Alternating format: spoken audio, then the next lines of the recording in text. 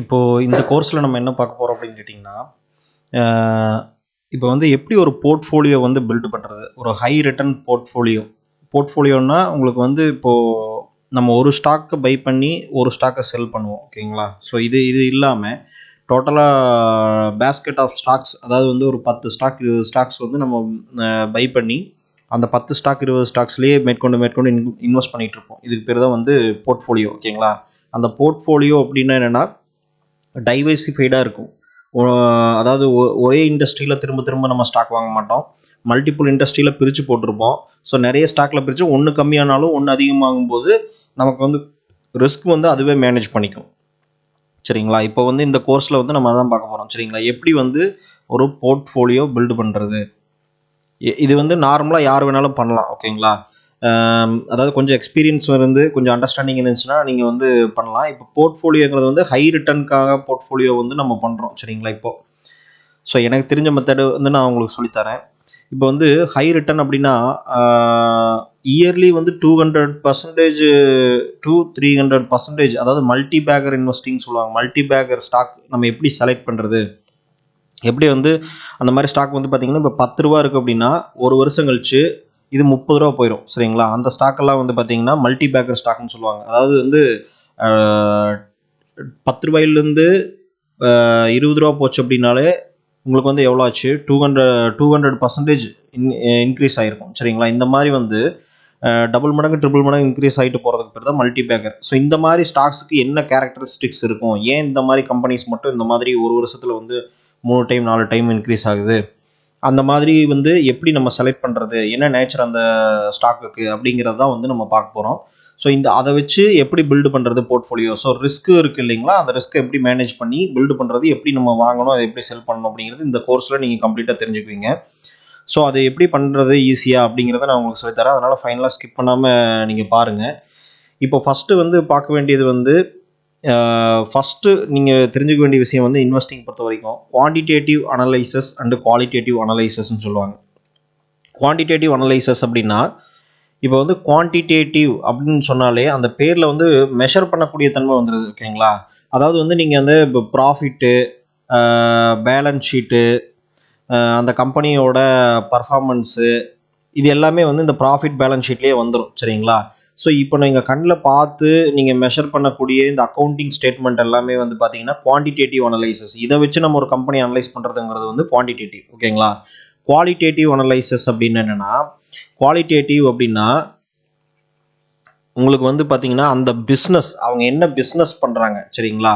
அதோட political aspect என்ன, அதாவது அந்த இண்டஸ்ட்ரி வந்து பொலிட்டிக்கல் இன்ஃப்ளூயன்ஸ் இருக்கா, அது வந்து எந்த அளவுக்கு தேவையான இண்டஸ்ட்ரீஸு, அது அந்த இண்டஸ்ட்ரீஸில் வந்து எந்த அளவுக்கு வந்து பாலிசிஸ் எல்லாம் மேக் பண்ணியிருக்காங்க, இந்த மாதிரி விஷயங்கள்லாம் வந்து பொலிட்டிக்கலாக எப்படி ஆஸ்பெக்டில் இந்த பிஸ்னஸ் வந்து வருது அப்படிங்கிறத நம்ம பார்க்கணும். என்விரான்மெண்ட்டுக்கு ஏதாவது ப்ராப்ளம் பண்ணக்கூடிய இண்டஸ்ட்ரியா, ஸோ அந்த மாதிரியான விஷயங்கள்லாம் இருக்குது. இந்த பிஸ்னஸ் வந்து என்ன மாதிரியான நேச்சர், அதாவது ட்ரேடிங்கா இல்லை மேனுஃபேக்சரிங்கா இல்லை வந்து பார்த்திங்கன்னா அக்ரிகல்ச்சர் சம்மந்தப்பட்டதா இல்லை ஃபார்மாசூட்டிக்கல் இண்டஸ்ட்ரி சம்மந்தப்பட்டதா அப்படிங்கிற பேசிக் அந்த பிஸ்னஸோட நேச்சர். அதே மாதிரி அந்த கம்பெனியோட ஸ்பெசிஃபிக் வந்து காம்படிட்டிவ் அட்வான்டேஜ், ஓகேங்களா? இப்போ எக்ஸாம்பிள் வந்து ஹமாம் சோப் இருக்குது, லைபாய் சோப் இருக்குது அப்படின்னா புதுசாக நம்ம ஒரு சோப் நம்ம சின்ன பிராண்டு போட்டு தயாரிச்சு நம்ம சேல் பண்ணுறோம் அப்படின்னா யாரும் அவ்வளோ சீக்கிரம் வாங்க மாட்டாங்க. ஏன்னா அந்த பிராண்டு வந்து அவ்வளோ ஆடு கொடுத்து அவ்வளோ ட்ரஸ்ட் கிரியேட் பண்ணி வச்சுருக்காங்க, சரிங்களா? சரி எதுக்கு பிரச்சனை அப்படின்னு சொல்லி இந்த ப்ராடக்டே வாங்கிட்டு போயிடுவோம்னு சொல்லி அதுதான் வாங்குவாங்க. அதனால் அந்த பிராண்டு வந்து அவங்களுக்கு காம்படிட்டிவ் அட்வான்டேஜாக இருக்குது, சரிங்களா? இன்னொன்று இப்போ ஆப்பிள் கம்பெனி எடுத்துக்கிட்டிங்கன்னா அவங்களோட ஃபோன் வந்து பார்த்தீங்க அப்படின்னா ஒரு காம்படிட்டிவ் அட்வான்டேஜ் இருக்குது. மற்ற என்ன தான் நீங்கள் ஆண்ட்ராய்டு ஃபோன் இருந்தாலுமே அவங்களோட மார்க்கெட் ஷேரை நீங்கள் உடைக்க முடியாது. ஸோ அதனால் புதுசாக ஒரு கம்பெனி வந்து உடச்சி உள்ளே போயிட முடியாது, ஓகேங்களா? இது வந்து ஒரு காம்படிட்டிவ் அட்வான்டேஜ். இந்த மாதிரி விஷயங்கள்லாம் வந்து qualitative nature of the business. இப்போ வந்து பார்த்தீங்கன்னா மேக்ஸிமம் வந்து ஒரு பெரிய இன்வெஸ்டர், சக்ஸஸ்ஃபுல் இன்வெஸ்டருக்கும் ஒரு ஃபெயில்டு இன்வெஸ்டருக்கும் வந்து என்ன வித்தியாசம் அப்படின்னு கேட்டிங்கன்னா இந்த குவாலிட்டேட்டிவ் தான் வித்தியாசம், சரிங்களா? இந்த குவான்டிடேட்டிவ் வந்து மேக்ஸிமம் எல்லாருமே அனலைஸ் பண்ணிடுவாங்க. இது எல்லாருமே வந்து நம்ம கண்ணில் பார்க்கக்கூடிய விஷயம். ஆனால் இதுக்கும் வந்து ஸ்கில்ஸ் தேவை, நமக்கு என்னங்கிறது தெரியணும். ஆனால் இருந்தாலும் வந்து இதை வந்து அனலைஸ் பண்ணுறதுங்கிறது வந்து one of the part equation, ஓகேங்களா? ஆனால் அதர் பார்ட் வந்து பார்த்தீங்கன்னா இந்த குவாலிட்டேட்டிவ், அதாவது அந்த ஃப்யூச்சரில் அந்த பிஸ்னஸ் எப்படி போகும் அப்படிங்கிறதெல்லாம் இதுதான் டிசைட் பண்ணும், சரிங்களா? இதுதான் வந்து பேஸ்மெண்ட்டு. இந்த பிராண்டு, ப்ராடக்ட்டு, அவங்க என்ன ப்ராடக்ட் வச்சுருக்காங்க, அவங்களோட கஸ்டமர் பேஸ் என்ன அப்படிங்கிறதெல்லாம் வந்து பார்த்தீங்க அப்படின்னா ஒரு ஃபியூச்சர் ஓரியன்ட் திங். இதை வச்சு தான் நம்ம வந்து இந்த பிஸ்னஸ் வந்து சர்வைவ் ஆகுமா இல்லையாங்கிறத நம்ம கண்டுபிடிக்க முடியும். அதே மாதிரி மேனேஜ்மெண்ட், ஓகேங்களா, அந்த மேனேஜ்மெண்ட் வந்து யார் ரன் பண்ணுறா, எந்த அளவுக்கு வந்து அந்த மேனேஜ்மெண்ட்டோட கெப்பாசிட்டி இருக்குது அப்படிங்கிறத வந்து இம்பார்ட்டன்ட். ஓகேங்களா, இதெல்லாம் qualitative nature of the business. இதெல்லாம் கண்ணில் நம்ம பார்த்துட முடியாது. டக்குன்னு ஒவ்வொருத்தரும் ஒவ்வொரு மாதிரி திங்க் பண்ணுவாங்க. இப்போ வந்து ஒரு பிஸ்னஸை ஒரு ப்ராடக்ட் நல்ல ப்ராடக்டாக கெட்ட ப்ராடக்டாக அப்படிங்கிறது ஒவ்வொருத்தர் ஒரு மாதிரி திங்க் பண்ணுவாங்க. ஸோ இந்த மாதிரி விஷயங்கள்லாம் வந்து பார்த்தீங்க அப்படின்னா qualitative nature of the business. சரிங்களா, இப்போ வந்து நம்ம வந்து என்ன பார்க்க போகிறோம் அப்படின்னா, இப்போ வந்துட்டு அதுக்கு அடுத்து வந்து எக்கனாமிக் மோட். இப்போ எக்கனாமிக் மோட் அப்படின்னா என்னென்னா, அந்த காலத்துலலாம் நம்ம ஏற்கனவே நிறைய வீடியோஸில் பார்த்துருக்கோம். நம்ம வீடியோஸை பொறுத்த வரைக்கும் என்னென்னா, நீங்கள் வந்து எல்லா சேனல்லையும் அதாவது நம்ம சேனலில் இருக்கிற எல்லா வீடியோஸையும் நீங்கள் பாருங்கள். பார்த்தீங்கன்னா தான் உங்களுக்கு வந்து புரியும். இன்னும் நிறைய விஷயங்கள் வந்து ஒவ்வொன்றிலையும் சொல்லியிருக்கு. அதனால் இப்போ ஒரு ஒரு ஒரு கோட்டை இருக்குன்னு வச்சுங்களேன். அரசர் காலத்தில் அந்த கோட்டை இருக்கும்.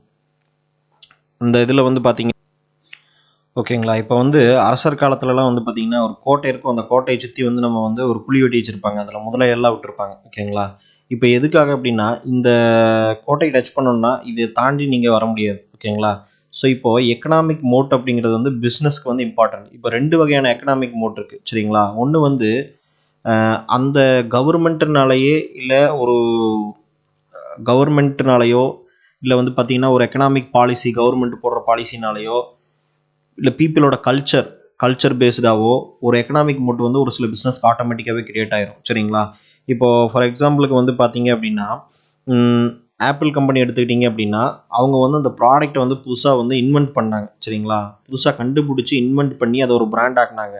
அதனால் அந்த டைமில் அதை யாரும் பண்ண முடியல. அதனால் அந்த கம்பெனி வளர வளர அந்த ப்ராடக்ட்டை வந்து ரொம்ப குவாலிட்டியாக பண்ணிட்டாங்க. சரிங்களா, இப்போ அந்த குவாலிட்டிங்கிறதுனால யாருமே அந்த அளவுக்கு ஈக்குவலாக வந்து கொடுக்க முடியாது. அப்படி கொடுக்க முடியணும் அப்படின்னா அத்தனை வருஷம் அவங்க வந்து அந்த எஃபோர்ட் போட்டிருக்கணும். இன்னொன்று, அவங்க புதுசாக ஏதாவது ஒரு விஷயத்தை அந்த மாதிரி கண்டுபிடிச்சிருக்கணும்.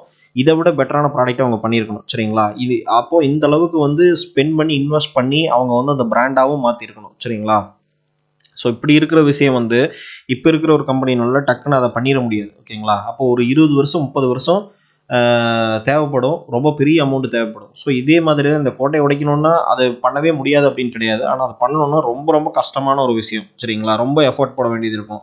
அந்த எஃபோர்ட்டோட கெப்பாசிட்டிக்கு அவங்க இருக்கணும். அப்படி இருந்தால் மட்டும்தான் அந்த எக்கனாமிக் மோட்டை வந்து உடைக்க முடியும். ஸோ அதனால் இந்த சுற்றி ஒரு ஒரு தடுப்பு சுவர் மாதிரி ஒரு பிஸ்னஸை சுற்றி இதாயிரும். ஓகேங்களா, இப்போ எக்ஸாம்பிள் வந்து சிகரெட் கம்பெனி எடுத்துக்கிட்டிங்க அப்படின்னா, சிகரெட் கம்பெனி வந்து பார்த்தீங்க அப்படின்னா இப்போ ஐடிசிஎல் எடுத்துக்கிட்டிங்க அப்படின்னா அது ஒரு எக்கனாமிக் மோட் இருக்குது. ஏன்னா அந்த கம்பெனிக்கு அப்புறம் யாருக்கும் லைசன்ஸ் கொடுக்கல, சிகரெட் லைசன்ஸ்.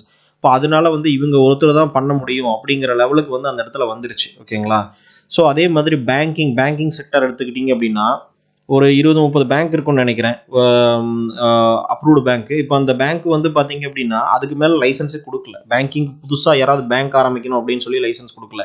எல்லா பேங்க்குமே ரொம்ப வருஷத்துக்கு முன்னாடி ஆரம்பித்தது தான். இன்றைக்கி வந்து புதுசாக யாரும் ஆரம்பிக்கல. அதை மெர்ஜ் பண்ணி ஒரு சில பேங்க்கை வந்து மெர்ஜ் பண்ணி அவங்க வந்து பேரை மாற்றிக்கிட்டாங்களே தவிர அந்த பேங்க்கெல்லாம் வந்து முன்னாடியே ரொம்ப வருஷத்துக்கு முன்னாடியே ஆரம்பித்த பேங்க் தான். ஏன்னா அதுக்கப்புறம் பேங்கிங் லைசன்ஸே கொடுக்கல. அப்படிங்கும்போது இப்போ இவ்வளோ பேர் தான் இருக்காங்க. அப்படிங்கும்போது இவங்களுக்கு ஆட்டோமேட்டிக்காகவே என்ன ஆயிடுது, இவங்க தான் பிஸ்னஸில் இருக்க முடியுங்கிற ஒரு மோட்டு கிரியேட் ஆயிடுது. ஒன்று அவங்களா கிரியேட் பண்ணதாக இருக்கும், இல்லைன்னா கவர்மெண்ட் கிரியேட் பண்ணதாக இருக்கும். சரிங்களா, அதாவது கவர்மெண்ட் போட்ட ஒரு பாலிசினால இவங்களுக்கு அந்த ஒரு ஸ்ட்ரென்த்து கிடச்சிருக்கும். ஓகேங்களா, இந்த மாதிரி எக்கனாமிக் மோட் அப்படிங்கிறது வந்து எல்லா பிஸ்னஸுக்குமே ஒரு வகையில் இருக்குது. ஓகேங்களா, ஒவ்வொரு பிஸ்னஸுமே வந்து ஒவ்வொரு கம்பெனியுமே வந்து பார்த்தீங்கன்னா ஒரு சர்டன் யூனிக் செல்லிங் பாயிண்ட் இருக்கும். சரிங்களா, இது வந்து என்னோட பொருள் வந்து இந்த செக்மெண்ட்டில் இந்த இடத்துல பெஸ்ட் அப்படிங்கிறது. அப்போ அப்படிங்கும்போது எல்லாத்துக்குமே சேல்ஸ் நடக்குது. எல்லாருமே அவங்கவுங்களோட மார்க்கெட் ஷேரை அவங்கவுங்க கெயின் பண்ணிட்டு தான் இருக்காங்க. ஓகேங்களா, இப்போ இந்த மாதிரி எதுவுமே இல்லாமல் ஒரு பிஸ்னஸ் வந்து சும்மா வந்து பார்த்தீங்கன்னா ஏனோ தானோன்னு ஒரு விஷயத்தை ரன் பண்ணும்போது எல்லாரும் பண்ணுறதை நானும் பண்ணுறேன், எந்த ஸ்ட்ராட்டஜியும் இல்லை அப்படிங்கும்போது அந்த இடத்துல அந்த பிஸ்னஸ் வந்து எப்போ வேணால் காணாமல் போகிற சான்ஸ் இருக்குது. ஓகேங்களா, இப்போது இந்த எக்கனாமிக் மோட்டுனால தான் ஒரு கம்பெனி வந்து லாங் டேர்ம் சர்வைவல் வந்து ஆகிறதுக்கு சான்சஸ் அதிகம். அதனால வந்து இந்த எக்கனாமிக் மோட் இருக்கான்னு பார்க்கணும். எப்படி பார்க்கலாம் அப்படின்னா, மேஜராக வந்து இயர் ஆன் இயர் சேல்ஸ் வந்து இன்க்ரீஸ் பண்ணிகிட்டே போயிட்டு இருக்காங்க. அப்போ மக்கள் வந்து வாங்கிட்டே இருக்காங்கன்னு அர்த்தம்.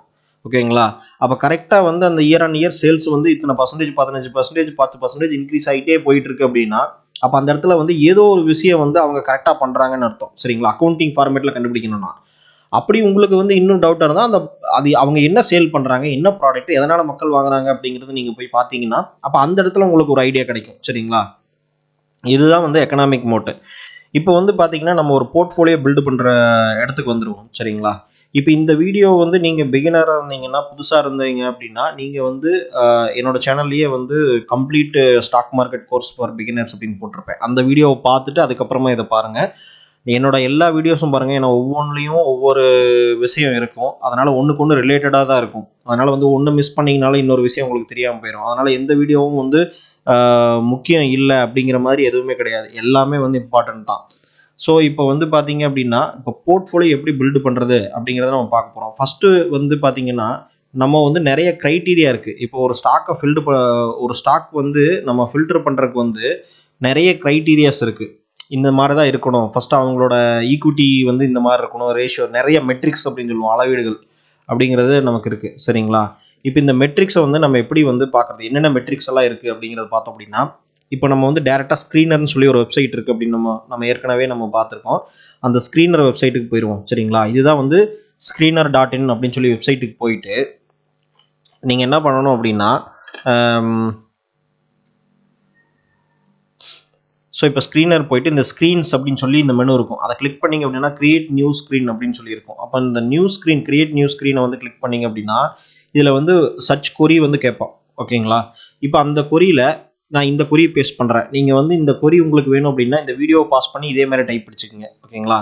ஏன்னா அட்லீஸ்ட்டு கொஞ்சம் டைப் அடிச்சு பழகுங்க அப்படிங்கிறதுனால தான் நான் அதை கொடுக்கல. நீங்கள் வந்து ரொம்ப சிம்பிளான மேட்ரு தான். ஓகேங்களா? டெப்ட் டு ஈக்விட்டி ரேஷியோ. ஓகேங்களா? இது வந்து டெப்ட் டு ஈக்விட்டி ரேஷியோ அப்படின்னு சொல்லி நமக்கு ஒன்று இருக்குது. ஓகேங்களா? அது வந்து என்ன அப்படிங்கிறது தான் நம்ம வந்து இது வந்து 1க்கு கீழே இருக்கணும். டெப்ட் டு ஈக்விட்டி ரேஷியோ 1க்கு கீழே இருக்கணும் அப்படின்னு சொல்லி நம்ம கொடுக்குறோம். First condition. ரெண்டாவது அண்டு கேட் போடுறோம். அண்டு கேட் அப்படின்னா இது எல்லாமே சரியாக இருக்கணும். இந்த ஒவ்வொரு கண்டிஷனுமே வந்து மேட்ச் ஆனால் தான் அந்த ரிசல்ட் நமக்கு வரணும் அப்படிங்கிறதா வந்து அண்டு கேட் அப்படின்னு நம்ம சொல்கிறோம். ஸோ அண்டு அல்லது தமிழில் சொல்ல போனால் மற்றும் அப்படின்னு சொல்லுவோம் இல்லைங்களா? அந்த மாதிரி இப்போ டெப்ட் ஈக்விட்டி ரேஷியோ வந்து பிலோ 1 அப்படி இருக்கணும். ஓகேங்களா? அந்த கண்டிஷனில் இருக்கணும். டெப்ட் ஈக்விட்டி ரேஷியோ அப்படின்னா என்னென்னு நான் சொல்கிறேன். ரெண்டாவது மார்க்கெட் கேபிட்டலைசேஷன் டு சேல்ஸ் அப்படிங்கிறது வந்து 2க்கு கீழே இருக்கணும். சரிங்களா?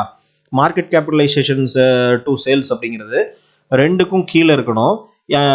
அப்படின்னா என்ன அப்படிங்கிறதையும் நான் சொல்கிறேன். இப்போ இது வந்து ப்ரைஸ் டு புக் வேல்யூ, அது வந்து பிலோ 3 இருக்கணும். சரிங்களா? 3ங்கிற வேல்யூக்கு கம்மியாக இருக்கணும். என்டர்பிரைஸ் வேல்யூ டு எபிடேட்டா அது வந்து பார்த்தீங்க அப்படின்னா 5க்கும் கம்மியாக இருக்கணும். சரிங்களா? இந்த மார்க்கெட் கேபிட்டலைசேஷன் அப்படிங்கிறது வந்து 300 கோடி, அதாவது 300 அப்படின்னா 300 கோடின்னு அர்த்தம். 300 கோடிக்கும் வந்து அதிகமாக இருக்கணும். மார்க்கெட் கேபிட்டலைசேஷன் 300 கோடி கம்மியாக இருக்கிற கம்பெனிஸ் வந்து இதில் செலக்ட் பண்ண வேண்டாம் அப்படின்னு நம்ம சொல்லியிருக்கோம். அதே மாதிரி பிளட்ஜ்டு பர்சன்டேஜ், அதாவது வந்து ஷேர்ஸை வந்து பிளட்ஜ் பண்ணி கடன் வாங்குவாங்க. ஓகேங்களா? அந்த பர்சன்டேஜ் வந்து 1க்கும் கம்மியாக இருக்கணும். ஓகேங்களா? ஸோ 1ங்கிறது ஒரு ரேஷியோ, அது எப்படிங்கிறத நான் சொல்கிறேன். அந்த 1க்கும் கம்மியாக இருக்கணும். ரெண்டாவது PEG ratio, price to earning growth அப்படின்னு சொல்லுவோம். சரிங்களா? அதாவது ப்ரைஸ் டு ஏர்னிங் அப்படிங்கிறது வந்து பிஇ ரேஷியோன்னு சொல்லுவோம். அந்த PE ratio divided by last year EPS, அதாவது ஏர்னிங் பர் ஷேர். ஓகேங்களா? இல்லைன்னா லாஸ்ட் இயர் ஏர்னிங்ஸ் என்ன இருக்குது இப்போ ஒரு அதை வந்து நான் உங்களுக்கு வந்து அந்த இடத்துல எக்ஸ்பிளைன் பண்ணுறேன். ஸோ இந்த ரேஷியோ வச்சு தான் நம்ம வந்து ஃபில்டர் பண்ண போகிறோம். ஸோ இந்த ரேஷியோ வச்சு நம்ம ஃபில்டர் பண்ணும்போது ரெண்டு கொரின்னு நீங்கள் பட்டன் கிளிக் பண்ணிங்கன்னா இதில் வந்து நிறைய ஸ்டாக்ஸ் ஃபில்டர் ஆகி வருது. ஓகேங்களா? Mangalam organics, Gujarat Petronet, NR Agarwal industries, Bombay பும்ரா, இப்போ பார்த்தீங்கன்னா Welspun corporation, Asian oil field, இந்த மாதிரி நிறைய ஸ்டாக்ஸ் வந்து ஃபில்டர் ஆகிருக்கு. ஒரு 30 ஸ்டாக் ஃபில்டர் ஆகிருக்கு இந்த கண்டிஷனுக்குள்ளே வர்றது. அதாவது இது இந்த கண்டிஷனை இந்த ஸ்டாக்ஸ் எல்லாமே மேட்ச் பண்ணுது. ஓகேங்களா? கிட்டத்தட்ட வந்து 10,000 20,000 ஸ்டாக்குக்கு மேலே, அதாவது 10,000 20,000 கம்பெனிக்கு மேலே லிஸ்ட் அவுட் ஆகிருக்கு. அதனால் அதை நம்ம ஃபில்டர் பண்ணி எடுக்கணும் அப்படின்னா இந்த மாதிரியான கண்டிஷன் க்ரைட்டீரியா நமக்கு வேணும். அப்படி இருக்கிறதுனால தான் இப்போ அந்த 10,000 கம்பெனிஸ்லேருந்து நம்ம வந்து 30 கம்பெனிஸை வந்து செப்பரேட்டாக வந்து என்ன பண்ண முடியுது, பிரித்து எடுக்க முடியுது. ஓகேங்களா? ஈஸியாக. இப்போ இந்த 30 கம்பெனிஸில் அனலைஸ் பண்ணி நம்ம கொண்டு வரலாம். ஸோ இது மாதிரி நிறைய ரேஷியோஸ் இருக்குது. எல்லா ரேஷியோவுமே ஃபிக்ஸ் ஆகிற ஒரு பர்ஃபெக்டான ஸ்டாக்கை வந்து நீங்கள் கண்டுபிடிக்கவே முடியாது. அது மாதிரி ஒரு ஸ்டாக்கே இப்போ வரைக்கும் இல்லை. ஓகேங்களா? ஏன்னா ஒவ்வொன்றிலையும் பார்த்தீங்கன்னா எல்லாமே கரெக்டாக இருக்கும், ஆனால் ப்ரைஸ் அதிகம். ஏன்னா எல்லாமே கரெக்டாக இருக்கும்போது அவங்க வந்து நிறைய பேர் வாங்க ஆரம்பிச்சிருவாங்க, ப்ரைஸ் அதிகமாக இருக்கும். சரிங்களா? அதனால் வந்து பர்ஃபெக்ட் ஸ்டாக்னு எதுவுமே கிடையாது. எல்லாத்துலேயுமே ரிஸ்க் இருக்குது. இன்வெஸ்டிங்கே எப்பவுமே ரிஸ்க் இருக்குது. அந்த ரிஸ்க்கை எப்படி மேனேஜ் பண்ணுறோங்கிறத பொறுத்து மட்டும்தான் நம்மளோட ப்ராஃபிட்டுமே இருக்குது. இப்போ வந்து என்னன்னா நம்ம வந்து இன்ட்ராடே பண்ண போகிறது கிடையாது, அதனால இன்வெஸ்டிங் பண்ண போகிறதுனால நம்ம லாங் டேர்மாக ஹோல்டு பண்ணலாம். ஓகேங்களா, நமக்கு வந்து இன்றைக்கே வித்தாகணுன்ட்டு அவசியம் இல்லை. கீழே போகிற ஸ்டாக்கை திரும்ப பை பண்ணலாம், மேலே போகிற ஸ்டாக்கை அப்படியே விட்டுடலாம். ஓகேங்களா, இந்த மாதிரி நம்ம தொடர்ந்து பண்ணிட்டு இருந்தாலே ஒரு போர்ட்ஃபோலியோ வந்து அந்த அமௌண்ட் வந்து கேபிட்டல் கெயின் ஆயிரும். சரிங்களா, இப்போ வந்து இந்த ரேஷியோஸில் ஒவ்வொன்றா என்னென்ன அப்படிங்கிறது பார்த்துருவோம். ஃபஸ்ட்டு வந்து டெப்ட் டு ஈக்விட்டி ரேஷியோ. சரிங்களா, டெப்ட் டு ஈக்விட்டி ரேஷியோ அப்படிங்கிறது வந்து ஃபஸ்ட்டு நீங்கள் என்ன அப்படின்னு பார்த்தீங்க அப்படின்னா, இப்போ வந்து ஒரு கடன், இப்போ வந்து ஒரு ஒரு கம்பெனி இருக்குது, அந்த கம்பெனியோட ஒரு ஷேரை நீங்கள் வாங்குறீங்க அப்படின்னா அந்த கம்பெனி 100 கோடி வந்து டோட்டல் அசட் வச்சிருக்கு. ஓகேங்களா, அதாவது அதோட இடம், பில்டிங் எல்லாம் சேர்ந்து 100 கோடி அசட் வச்சிருக்கு. அதே மாதிரி 50 கோடி வந்து கடன் வச்சிருக்கு. சரிங்களா, இப்போ நாளைக்கு இந்த கம்பெனி வந்து ஃபெயில் ஆகுது. சரிங்களா, அதாவது வந்து என்னால் நடத்த முடியல, இது பேங்க்ரப்ட் ஆகுதுன்னு சொல்லுவாங்க. இப்போ அப்படி ஆகும்போது இந்த கம்பெனி 50 கோடி கடன் இருக்குது, அது பேங்க்லேருந்து வாங்கிக்கலாம், பாண்ட் இன்வெஸ்டர்கிட்ட இருந்து வாங்கியிருக்கலாம். சரிங்களா, பேங்க் ஆர் பாண்டு. சரிங்களா, ரெண்டுலேருந்து இந்த 50 கோடி கடன் வந்து வாங்கியிருக்கலாம். இப்போ இந்த 50 கோடி கடனுங்கிறது வந்து பார்த்தீங்கன்னா, இப்போ கம்பெனியோட இந்த 50 கோடி வந்து பணமாக வாங்கி திரும்ப என்ன பண்ணியிருப்பாங்க, பொருளாக இன்வெஸ்ட் பண்ணியிருப்பாங்க, ஏதாவது ஒன்று பண்ணியிருப்பாங்க. ஓகேங்களா, இல்லை பேங்க்கில் அமௌண்ட்டாக வச்சுருப்பாங்க. அப்போது டோட்டல் 100 கோடி அசட்டுங்கிறது இந்த 50 கோடி இன்க்ளூடு தான். சரிங்களா, இப்போ இந்த 100 கோடி அசட்டில் அப்படின்னா 100 கோடி அசட்டில் அதில் வந்து 50 கோடி திருப்பி கொடுக்க வேண்டிய அமௌண்ட். சரிங்களா, அப்போது 50 கோடி கொடுத்துட்டாங்க அப்படின்னா பேங்க்குக்கு ரிட்டர்ன் பண்ணிட்டாங்க, எல்லா அசட்டையும் சேல் பண்ணி, எல்லாமே இந்த கம்பெனி ஃபெயிலியர் ஆயிடுச்சு, எல்லாமே முடிஞ்ச அளவுக்கு எல்லா அசட்டையும் சேல் பண்ணி பேங்க் எல்லாம் எடுத்துட்டாங்க, பேங்க் அண்ட் பாண்ட் இன்வெஸ்டருக்குலாம் ரிட்டர்ன் பண்ணிட்டாங்க அப்படின்னா மீதி 50 கோடி அசட்டோ இல்லை சம்திங் ஏதாவது ஒன்று இருக்குது அப்படின்னா ஸோ அதுதான் வந்து இன்வெஸ்டருக்கு கிடைக்கும். சரிங்களா, இன்வெஸ்டருக்கு கிடைக்கும். இப்போ நான் என்ன சொல்கிறேன்னா, அப்போ 100 ரூபாய் இந்த கம்பெனியோட ஷேர் இருக்குது அப்படின்னா 100 ரூபா பர் ஷேர் ஓட ப்ரைஸ் அப்படின்னா, இப்போது இந்த 100 ரூபாயில் 100 ரூபாய் அப்படிங்கிறது டோட்டல் நம்பர் ஆஃப் 100 ரூபாய் அப்படிங்கிறது டோட்டல் அசட்டோட ஒரு ஷேர் வேல்யூ. இப்போ எக்ஸாம்பிள் வந்து 100 கோடியை divided by total number of ஷேர்ஸால் டிவைட் பண்ணோம் அப்படின்னா, ஒரு 10 லட்சம் ஷேர் இருக்குது, 10 லேக் ஷேர் இருக்குது அப்படின்னு டிவைட் பண்ண அப்படின்னா ஒரு ஷேருக்கு வந்து 100 கோடி அப்படின்னா 10 லட்சத்தால் டிவைட் பண்ணோம் அப்படின்னா ஒரு ஷேருக்கு எவ்வளோ ரூபாய் அப்படிங்கிறது நமக்கு கிடைக்கும் இல்லைங்களா. அப்போது 100 கோடி இந்த அசட்டை தான் டிவைட் பண்ணுறீங்க, அப்போ இந்த 100 ரூபாய்க்குள்ள இந்த கடனும் இருக்குது. சரிங்களா, இப்போ ஒரு ஷேரோட வேல்யூ 100 ரூபாய் அப்படின்னா அந்த ஒரு ஷேரில் இந்த 50 ரூபா கடனும் இருக்குது. ஓகேங்களா, அப்போ உங்களோட ஷேர் வேல்யூவில் 100 ரூபாய் வாங்குறீங்கன்னா 50 ரூபா அந்த கம்பெனியோட அசட்டை வாங்குறீங்க, 50 ரூபா அந்த கம்பெனியோட லோனு ஆர் கடன் எல்லாத்தையும் சேர்த்து தான் வாங்குறீங்க. ஓகேங்களா, அப்போ அந்த ஷேரோட மதிப்பு வந்து பார்த்தீங்கன்னா இந்த 50 ரூபா திருப்பி கொடுத்துட்டா மீதி இருக்கிறது வந்து பார்த்தீங்கன்னா 50 ரூபா தான். சரிங்களா, அதனால இந்த இந்த விஷயத்தை தான் நம்ம என்ன சொல்றோம்னா டெப்ட் டு ஈக்விட்டி ரேஷியோ அப்படின்னு சொல்றோம். அதாவது இந்த டெப்ட்டுங்கிறது கடன், இந்த கடனுக்கும் இந்த ஈக்விட்டி இந்த ப்ரைஸுக்கும் உண்டான ரிலேஷன் வந்து தான் நம்ம வந்து டெப்ட் ஈக்விட்டி ரேஷியோன்னு சொல்றோம். ஏன்னா நாளைக்கு வந்து இந்த இந்த அமௌண்ட் வந்து கடன் கட்ட வேண்டிய அமௌண்ட். ஓகேங்களா, அதனால வந்து இந்த அமௌண்ட்டை வந்து முடிஞ்ச அளவு கம்மியாக இருக்கிற கம்பெனிஸ் தான் நீங்கள் வாங்கணும். ஓகேங்களா, அப்போதான் உங்களோட ஷேர் வந்து ஒர்த்து. ஏன்னா அவனோட லோனையும் சேர்த்து தான் நீங்கள் வாங்குறீங்க. ஓகேங்களா, அதனால வந்து என்னன்னா நீங்க அவனோட லோனுக்கும் சேர்த்து தான் வாங்குறீங்க, அப்போ அந்த லோன் அமௌண்ட்டை நீங்க திருப்பி கொடுத்து தான் ஆகணும். ஓகேங்களா, அப்போ அந்த டெப்ட் டு ஈக்விட்டி ரேஷியோ அப்படிங்கிறது வந்து முடிஞ்ச அளவு கம்மியா இருக்கணும். அதாவது பிலோ 1 ரேஷியோ. அதாவது டெப்ட் டு ஈக்விட்டினா டெப்ட் அதாவது டோட்டல் நம்பர் ஆஃப் டெப்ட், அதாவது இப்போ வந்து ஒரு 10 கோடி கடன் வச்சிருக்காங்க. ஓகேங்களா, அதில் வந்து ஈக்விட்டி வந்து ஒரு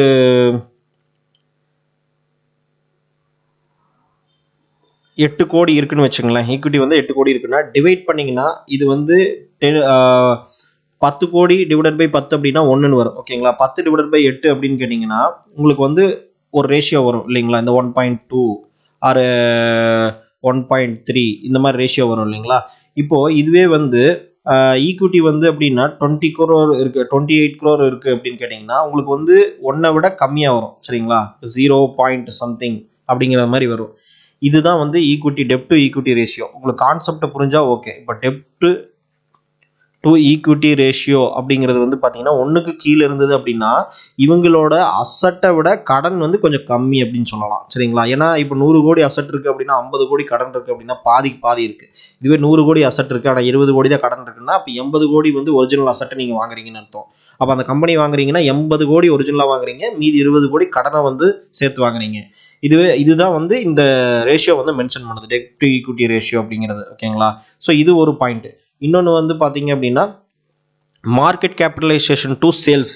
ஓகேங்களா. இது பிலோ 2 இருக்கணும். இப்போ எக்ஸாம்பிள் வந்து மார்க்கெட் கேபிட்டலைசேஷன்ஸ் டு சேல்ஸ் அப்படிங்கிறது வந்து நம்ம என்னன்னு பார்ப்போம். இப்போ எக்ஸாம்பிள் வந்து நம்ம ஏற்கனவே வந்து இந்த சேனல்லே கல்யாணி ஸ்டீல்ஸ் அப்படிங்கிற கம்பெனியை பற்றி போட்டிருப்போம். அந்த கல்யாணி ஸ்டீல்ஸ் இதுக்குள்ளேயும் வருது. ஏன்னா அது வந்து ஒரு மல்டி பேக்கர் ஸ்டாக் அப்படிங்கிறத நான் சொல்லியிருக்கேன் ஏற்கனவே. அப்படி இருக்கிற சான்சஸ் அதிகமாக இருக்குது. அதனால் வந்து அந்த ஸ்டாக்கை நான் பை பண்ணியிருக்கேன் அப்படின்னு நான் சொல்லியிருந்தேன். ஸோ அதே மாதிரி நீங்களும் வந்து இந்த கல்யாணி ஸ்டீல்ஸை அனலைஸ் பண்ணி பாருங்கள். நான் சஜஷன் கொடுக்க முடியாது, ஆனால் அனலைஸ் பண்ணி பார்த்து நீங்கள் வந்து உங்களுக்கு ஓகேன்னா நீங்கள் வாங்கலாம். இப்போ வந்து இந்த மார்க்கெட் கேபிட்டலைசேஷன் அப்படிங்கிறது வந்து 1227 கோடி இருக்குது. ஓகேங்களா. இந்த மார்க்கெட் கேபிட்டலைசேஷன் வந்து 1227 கோடினா இது எப்படி வந்தது அப்படின்னு கேட்டிங்கன்னா, டோட்டல் நம்பர் ஆஃப் ஷேர்ஸ் வந்து மார்க்கெட்டில் எவ்வளோ இருக்குது, இந்த கம்பெனி எத்தனையாக பிரிச்சிருக்கிறாங்க அப்படிங்கிறதா ஷேர். ஒவ்வொரு ஷேரால் இப்போ 100 ஒரு 1 மில்லியன் ஷேர்னா 10 லேக்ஸ் ஷேர் 10 லேக்ஸால் டிவைட் பண்ணியிருந்தாங்கன்னா ஒரு ஷேருக்கு எவ்வளோ ரூபாய் அப்படிங்கிறது நமக்கு total share into price, market price. இப்போ வந்து பார்த்தீங்கன்னா கரண்ட் ப்ரைஸ் வந்து 281 ரூபா. சரிங்களா. அந்த 281 ரூபா வந்து பார்த்தீங்கன்னா ஒரு ஷேருக்கான ப்ரைஸ். அப்போ டோட்டல் நம்பர் ஆஃப் ஷேர்ஸ் எவ்வளோ இருக்குதோ அதோட மல்டிப்ளை பண்ணிங்கன்னா டோட்டலாக வந்து இந்த மார்க்கெட் கேபிட்டலைசேஷன் அப்படிங்கிற உங்களுக்கு இந்த நம்பர் கிடச்சிரும். இதுதான் வந்து டோட்டல் கம்பெனியோட மார்க்கெட் ஒர்த். ஓகேங்களா. ரியல் ஒர்த்துங்கிறது வேற. ரியல் ஒர்த் அப்படிங்கிறது இதுதான், இந்த புக் வேல்யூ தான் ரியல் ஒர்த்து. ஒரு கம்பெனியோட ஷேர் வேல்யூ வந்து இந்த வருஷத்தில் புக் வேல்யூ தான் இந்த கம்பெனியோட ஒரிஜினல் வேல்யூ. ஓகேங்களா. 233 ரூபா தான். ஆனால் மார்க்கெட்டில் வந்து ப்ரைஸ் வந்து என்ன ஆயிருது, ஏறி இருக்கு. ஏன்னா மக்கள் வந்து அதை விட அதிகமாக கொடுத்து வாங்குறதுக்கு தயாராக இருக்காங்க. ஏன்னா ஃபியூச்சரில் இன்னும் இன்க்ரீஸ் ஆகும் அப்படிங்கிறதுனால அதனால என்ன ஆயிருதுன்னா உங்களுக்கு வந்து மார்க்கெட் ப்ரைஸ் வந்து டிஃப்ரென்ஸ் இருக்குது. ஓகேங்களா. ஆனால் ஒரிஜினலாக அந்த கம்பெனியோட அக்கௌண்டிங் ஸ்டேட்மெண்ட்டு எல்லாமே எடுத்து அதோட அசெட் எல்லாம் கால்குலேட் பண்ணி டோட்டல் நம்பர் ஆஃப் ஷேர்ஸால் டிவைட் பண்ணிங்க அப்படின்னா ஒரு ஷேரோட விலை அப்படிங்கிறது 233 ரூபா தான் கரெக்டான புக் வேல்யூ. ஆனால் புக் வேல்யூவோட 281 ரூபா இருக்குது, அதிகமாக தான் இருக்குது. ஓகேங்களா. எல்லா ஷேருமே இப்படி தான் இருக்கும். ஒரு சில ஷேர் மட்டும்தான் ரொம்ப கம்மியாக இருக்கும், புக் வேல்யூவோட கம்மியாக இருக்கும். ஆனால் நீங்கள் நல்ல கம்பெனிஸ் எந்த கம்பெனிஸ் எடுத்தீங்கனாலும் புக் வேல்யூவோட கொஞ்சம் அதிகமாகவே தான் இருக்கும் ஷேர் அப்படிங்கிறது. ஓகேங்களா. இதுதான் மார்க்கெட் கேபிட்டலைசேஷன். இந்த மார்க்கெட் கேபிட்டலைசேஷன்ங்கிறது கரண்ட் ப்ரைஸோட நம்ம வச்சு கால்குலேட் பண்ணுறது, புக் வேல்யூவோட கிடையாது. கரண்ட் ப்ரைஸோட கால்குலேட் பண்ணிங்கன்னா 1227 கோடி வருது. ஓகேங்களா. இப்போ அந்த 1227 கோடி வந்து இந்த டோட்டல் நம்பராக இந்த கம்பெனியோட மொத்த மார்க்கெட் கேபிட்டலைசேஷன். இதோட சேல்ஸ் வந்து ஒரு இயருக்கான சேல்ஸ் என்ன அப்படிங்கிறத பார்க்கணும். இப்போ வந்து லாஸ்ட் இயர் மார்ச் 2020 பார்த்தீங்க அப்படின்னா இதோட ஏர்னிங்ஸ், ப்ராஃபிட் பிஃபோர் டேக்ஸ். ஓகேங்களா. ஏர்னிங்ஸ் வந்து profit before tax, net profit இருக்குது. இப்போ இது வந்து பார்த்தீங்கன்னா சேல்ஸ் நம்ம பார்க்குறோம். மார்க்கெட் கேபிட்டலைசேஷன் டு சேல்ஸ் இப்போது 1200 கோடி, அதாவது 1227 கோடி. ஓகேங்களா. டிவைடட் பை 1199 கோடி. ஓகேங்களா. இப்போ வந்து நம்ம கால்குலேட்டரில் போட்டோம் அப்படின்னா 1227 டிவைடட் பை 1199. ஓகேங்களா. டிவைட் பண்ணிங்கன்னா 1.02. ஓகேங்களா. இதான் வந்து நம்ம கிடைக்கிற ரேஷியோ. சரிங்களா. இந்த மார்க்கெட் கேபிட்டலைசேஷன்னா கம்பெனியோட இன்னைக்கு மொத்த ஒர்த்தில் அந்த கம்பெனி எவ்வளோ சேல்ஸ் வந்து வருஷத்துக்கு பண்ணுது அப்படிங்கிற ரேஷியோவை கண்டுபிடிக்கிறோம். சரிங்களா. இது வந்து 1.02 தான் இருக்குது. அப்படின்னா என்னன்னா கிட்டத்தட்ட வந்து கம்பெனியோட மொத்த ஒர்த்துக்கு ஈக்குவலாக சேல்ஸ் பண்ணுதுன்னு அர்த்தம். புரிஞ்சுதுங்களா. இப்போ 1200 கோடி கம்பெனியோட மதிப்பு. அந்த 1200 கோடியிலிருந்து 1227 கோடி தான் கம்பெனியோட மதிப்பு. அது ஈக்குவலாக 1200 கோடிக்கு சேல்ஸும் பண்ணுது. ஓகேங்களா. அப்போ கம்பெனியோட மொத்த ஒர்த்தை ஈக்குவலாக அது டர்ன் ஓவர் பண்ணுது. ஓகேங்களா. ஸோ அப்படிங்கிற மாதிரி ஒரு ரேஷியோ தான் வந்து பார்த்தீங்கன்னா இந்த ரேஷியோ. இது எவ்வளோ கம்மியாக இருக்கோ உங்களுக்கு என்ன ஆயிரும். இப்போ எக்ஸாம்பிள் ஒரு சில கம்பெனிஸ் பார்த்தீங்க அப்படின்னா சேல்ஸ் வந்து 2000 கோடி இருக்கும். வருஷத்துக்கு சேல்ஸ் 2000 கோடி பண்ணுவாங்க. ஆனால் அந்த கம்பெனியோட மார்க்கெட் கேபிட்டலைசேஷன் பார்த்தீங்கன்னா 500 கோடி இருக்கும். இப்போ பார்த்தீங்க அப்படின்னா உங்களுக்கு ஒரு பெரிய லெவல் டர்ன் ஓவர் பண்ணுற கம்பெனி அதை விட சீப்பான ரேட்டு கிடைக்குதுன்னு அர்த்தம். ஓகேங்களா. ஸோ இதுதான் வந்து இதில் கான்செப்ட். இந்த லாஜிக் வந்து இதுதான். அதனால தான் இந்த மார்க்கெட் கேபிட்டலைசேஷன் டு சேல்ஸ் அப்படிங்கிற இந்த ரேஷியோவை எடுக்கிறோம். சரிங்களா. அதனால தான் வந்து அந்த இடத்துல வந்து ரெண்டாவது அது 2க்கும் கம்மியாக இருக்கணும். அதாவது 1க்கு மேலே இருந்தால் பரவாயில்ல, ஆனால் 2க்கும் கம்மியாக இருக்கணும். ஏன்னா மிஞ்சி போனால் பார்த்தீங்கன்னா 1000 கோடி சேல்ஸ் 1000 கோடி மார்க்கெட் கேபிட்டலைசேஷன் இருக்கிற கம்பெனி வந்து பார்த்தீங்க அப்படின்னா ஒரு 900 கோடி 800 கோடி வரைக்கும் சேல்ஸ் பண்ணலாம். அதுக்கு கம்மியாக போச்சு அப்படின்னு கேட்டிங்கன்னா மார்க்கெட் கேபிட்டலைசேஷனோட ரொம்ப கம்மியான ரேஷியோவில் தான் சேல்ஸ் பண்ணுது அப்படிங்கிறது தான் இதோட கான்செப்ட். அதனால தான் மார்க்கெட் கேபிட்டலைசேஷன் டு சேல்ஸ் அப்படிங்கிற இந்த ரேஷியோ வந்து 2க்கும் கம்மியாக இருந்தால் பரவாயில்ல. ஏன்னா நமக்கு கிடைச்ச ஆன்சர் வந்து 1. அப்போ இதில் வந்து பார்த்தீங்கன்னா 2க்கும் கம்மி தான் இந்த கம்பெனி கல்யாணி ஸ்டீல் அப்படிங்கிற கம்பெனி. அதனால வந்து பார்த்தீங்கன்னா இந்த இந்த இந்த இந்த கம்பெனி வந்து நமக்கு லிஸ்ட் அவுட்டில் ஃபில்டர் ஆயிருக்கு. இன்னொன்று ப்ரைஸ் டு புக் வேல்யூ. ஓகேங்களா, ப்ரைஸ் டு புக் வேல்யூ அப்படின்னா என்ன அப்படிங்கிறத பற்றி நீங்கள் தெரிஞ்சுக்கணும். இப்போ வந்து ஃபஸ்ட்டு ப்ரைஸ்னா உங்களுக்கு வந்து கரண்ட் ஸ்டாக்கோட ப்ரைஸ் அப்படிங்கிறது உங்களுக்கு தெரியும். சரிங்களா, கரண்ட்டு ப்ரைஸ் அப்படிங்கிறது இன்னைக்கு இருக்கிற இந்த மார்க்கெட்டில் இருக்கிற ஒரு ப்ரைஸ். ஓகேங்களா, 100 ரூபாய் இருக்குது. ஓகேங்களா, மார்க்கெட் ஷேர் இந்த மார்க்கெட்டில் வந்து ஒரு கம்பெனி வந்து 100 ரூபாய்க்கு ட்ரேட் ஆகிட்டு இருக்கு. ஓகேங்களா, இன்னொன்று புக் வேல்யூ கரண்ட் ப்ரைஸ் வந்து இது. சரிங்களா, இது புக் வேல்யூ அப்படிங்கிறது என்ன அப்படின்னு கேட்டிங்கன்னா புக் வேல்யூ ஆஃப் ஷேர் அப்படின்னா என்ன அப்படின்னா இது வந்து 80 ரூபா இருக்குது அப்படின்னா சரி இதுக்கு என்ன வித்தியாசம், புக் வேல்யூனா என்ன அப்படிங்கிறது ஃபஸ்ட் தெரிஞ்சுங்க. இப்போ ஒருத்தர் வந்து ஒரு டிபார்ட்மெண்டல் ஸ்டோர் வச்சிருக்காரு. சரிங்களா, டிபார்ட்மெண்டல் ஸ்டோர் வச்சிருக்காரு. இவர் வந்து பார்த்தீங்கன்னா கடை சொந்த கடைன்னு வச்சுக்கோங்களேன். ஒரு 5 lakhs வந்து பார்த்தீங்க அப்படின்னா கடையோட டோட்டல் ஒர்த்து. சரிங்களா, ஒரு சின்னதாக ஒரு கடை வச்சிருக்காரு. இதுக்குள்ளே இருக்கிற பொருள் வந்து பார்த்தீங்கன்னா இன்னொரு 5 lakhs. சரிங்களா, ஸோ இதோட இடம் பில்டிங்லாம் சேர்த்து 5 lakhs. இது மொத்தமாக வந்து பார்த்தீங்கன்னா உள்ளே இருக்கிற பொருள்லாம் சேர்த்து 5 lakhs. டோட்டலாக 10 lakhs. சரிங்களா, டோட்டலாக 10 lakhs. அதுக்கப்புறம் பார்த்தீங்கன்னா இந்த கம்பெனி இப்போ வந்து இவர் கடை ஆரம்பிச்சு 1 வருஷம் ஆச்சு. ஸோ அதனால் இவர் வந்து பார்த்தீங்கன்னா ஒரு 3 lakhs வந்து கேஷாக வந்து பேங்க் அக்கௌண்ட்டில் வச்சுருக்காரு. அதாவது இன்னைக்கு வரைக்கும் சேல்ஸ் ஆன அந்த அமௌண்ட் எல்லாம். சரிங்களா, சேல்ஸ் அமௌண்ட், ப்ராஃபிட்னு சொல்ல முடியாது, சேல்ஸ் அமௌண்ட்டு. ஏன்னா ப்ராஃபிட்டுங்கிறது வாங்கின பொருள்லாம் கழிச்சது போக தான் உங்களுக்கு ப்ராஃபிட். இப்போ வந்து 3 லட்ச ரூபாய்க்கு சேல்ஸ் பண்ணியிருக்காரு. ஓகேங்களா, 3 லட்ச ரூபா அவருக்கு எக்ஸ்ட்ராவாக அமௌண்ட் வந்து இருக்குது. அப்போது மொத்தம் 13 லட்சம் இந்த கம்பெனியோட இப்போ வேல்யூ. சரிங்களா, அசட்டு இப்போ 13 லட்சம் இருக்குது. பேங்க்கில் 3 லட்ச ரூபா இருக்குது. கம்பெனியோட இடம் ப்ளஸ் பில்டிங் வந்து 5 லட்ச ரூபா இருக்குது. அதுக்கப்புறம் பார்த்தீங்க அப்படின்னா கம்பெனியோட பொருள் உள்ளே போட்டிருக்கிற சரக்கெல்லாம் வந்து பார்த்தீங்கன்னா 5 லட்ச ரூபா இருக்குது. ஸோ டோட்டலாக 13 லட்சம் இருக்குது. ஸோ இந்த 13 லட்சத்தை ஒரு 50,000 ஷேராக வந்து பிரிச்சிருக்காங்க அப்படின்னா இந்த கம்பெனி 50,000 ஷேராக பிரிச்சிருக்காங்க அப்படின்னா உங்களுக்கு வந்து ஒரு ஷேரோட வேல்யூ என்ன அப்படிங்கிறது உங்களுக்கு தெரியும். ஓகேங்களா, இப்போ ஃபார் எக்ஸாம்பிள் வந்து நம்ம கால்குலேட்டரில் போட்டோம் அப்படின்னா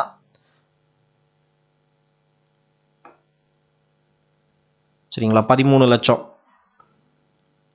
130 1300 13,000 1,30,000 13 லட்சம். சரிங்களா, 13 லட்சம் டிவைடட் பை 50,000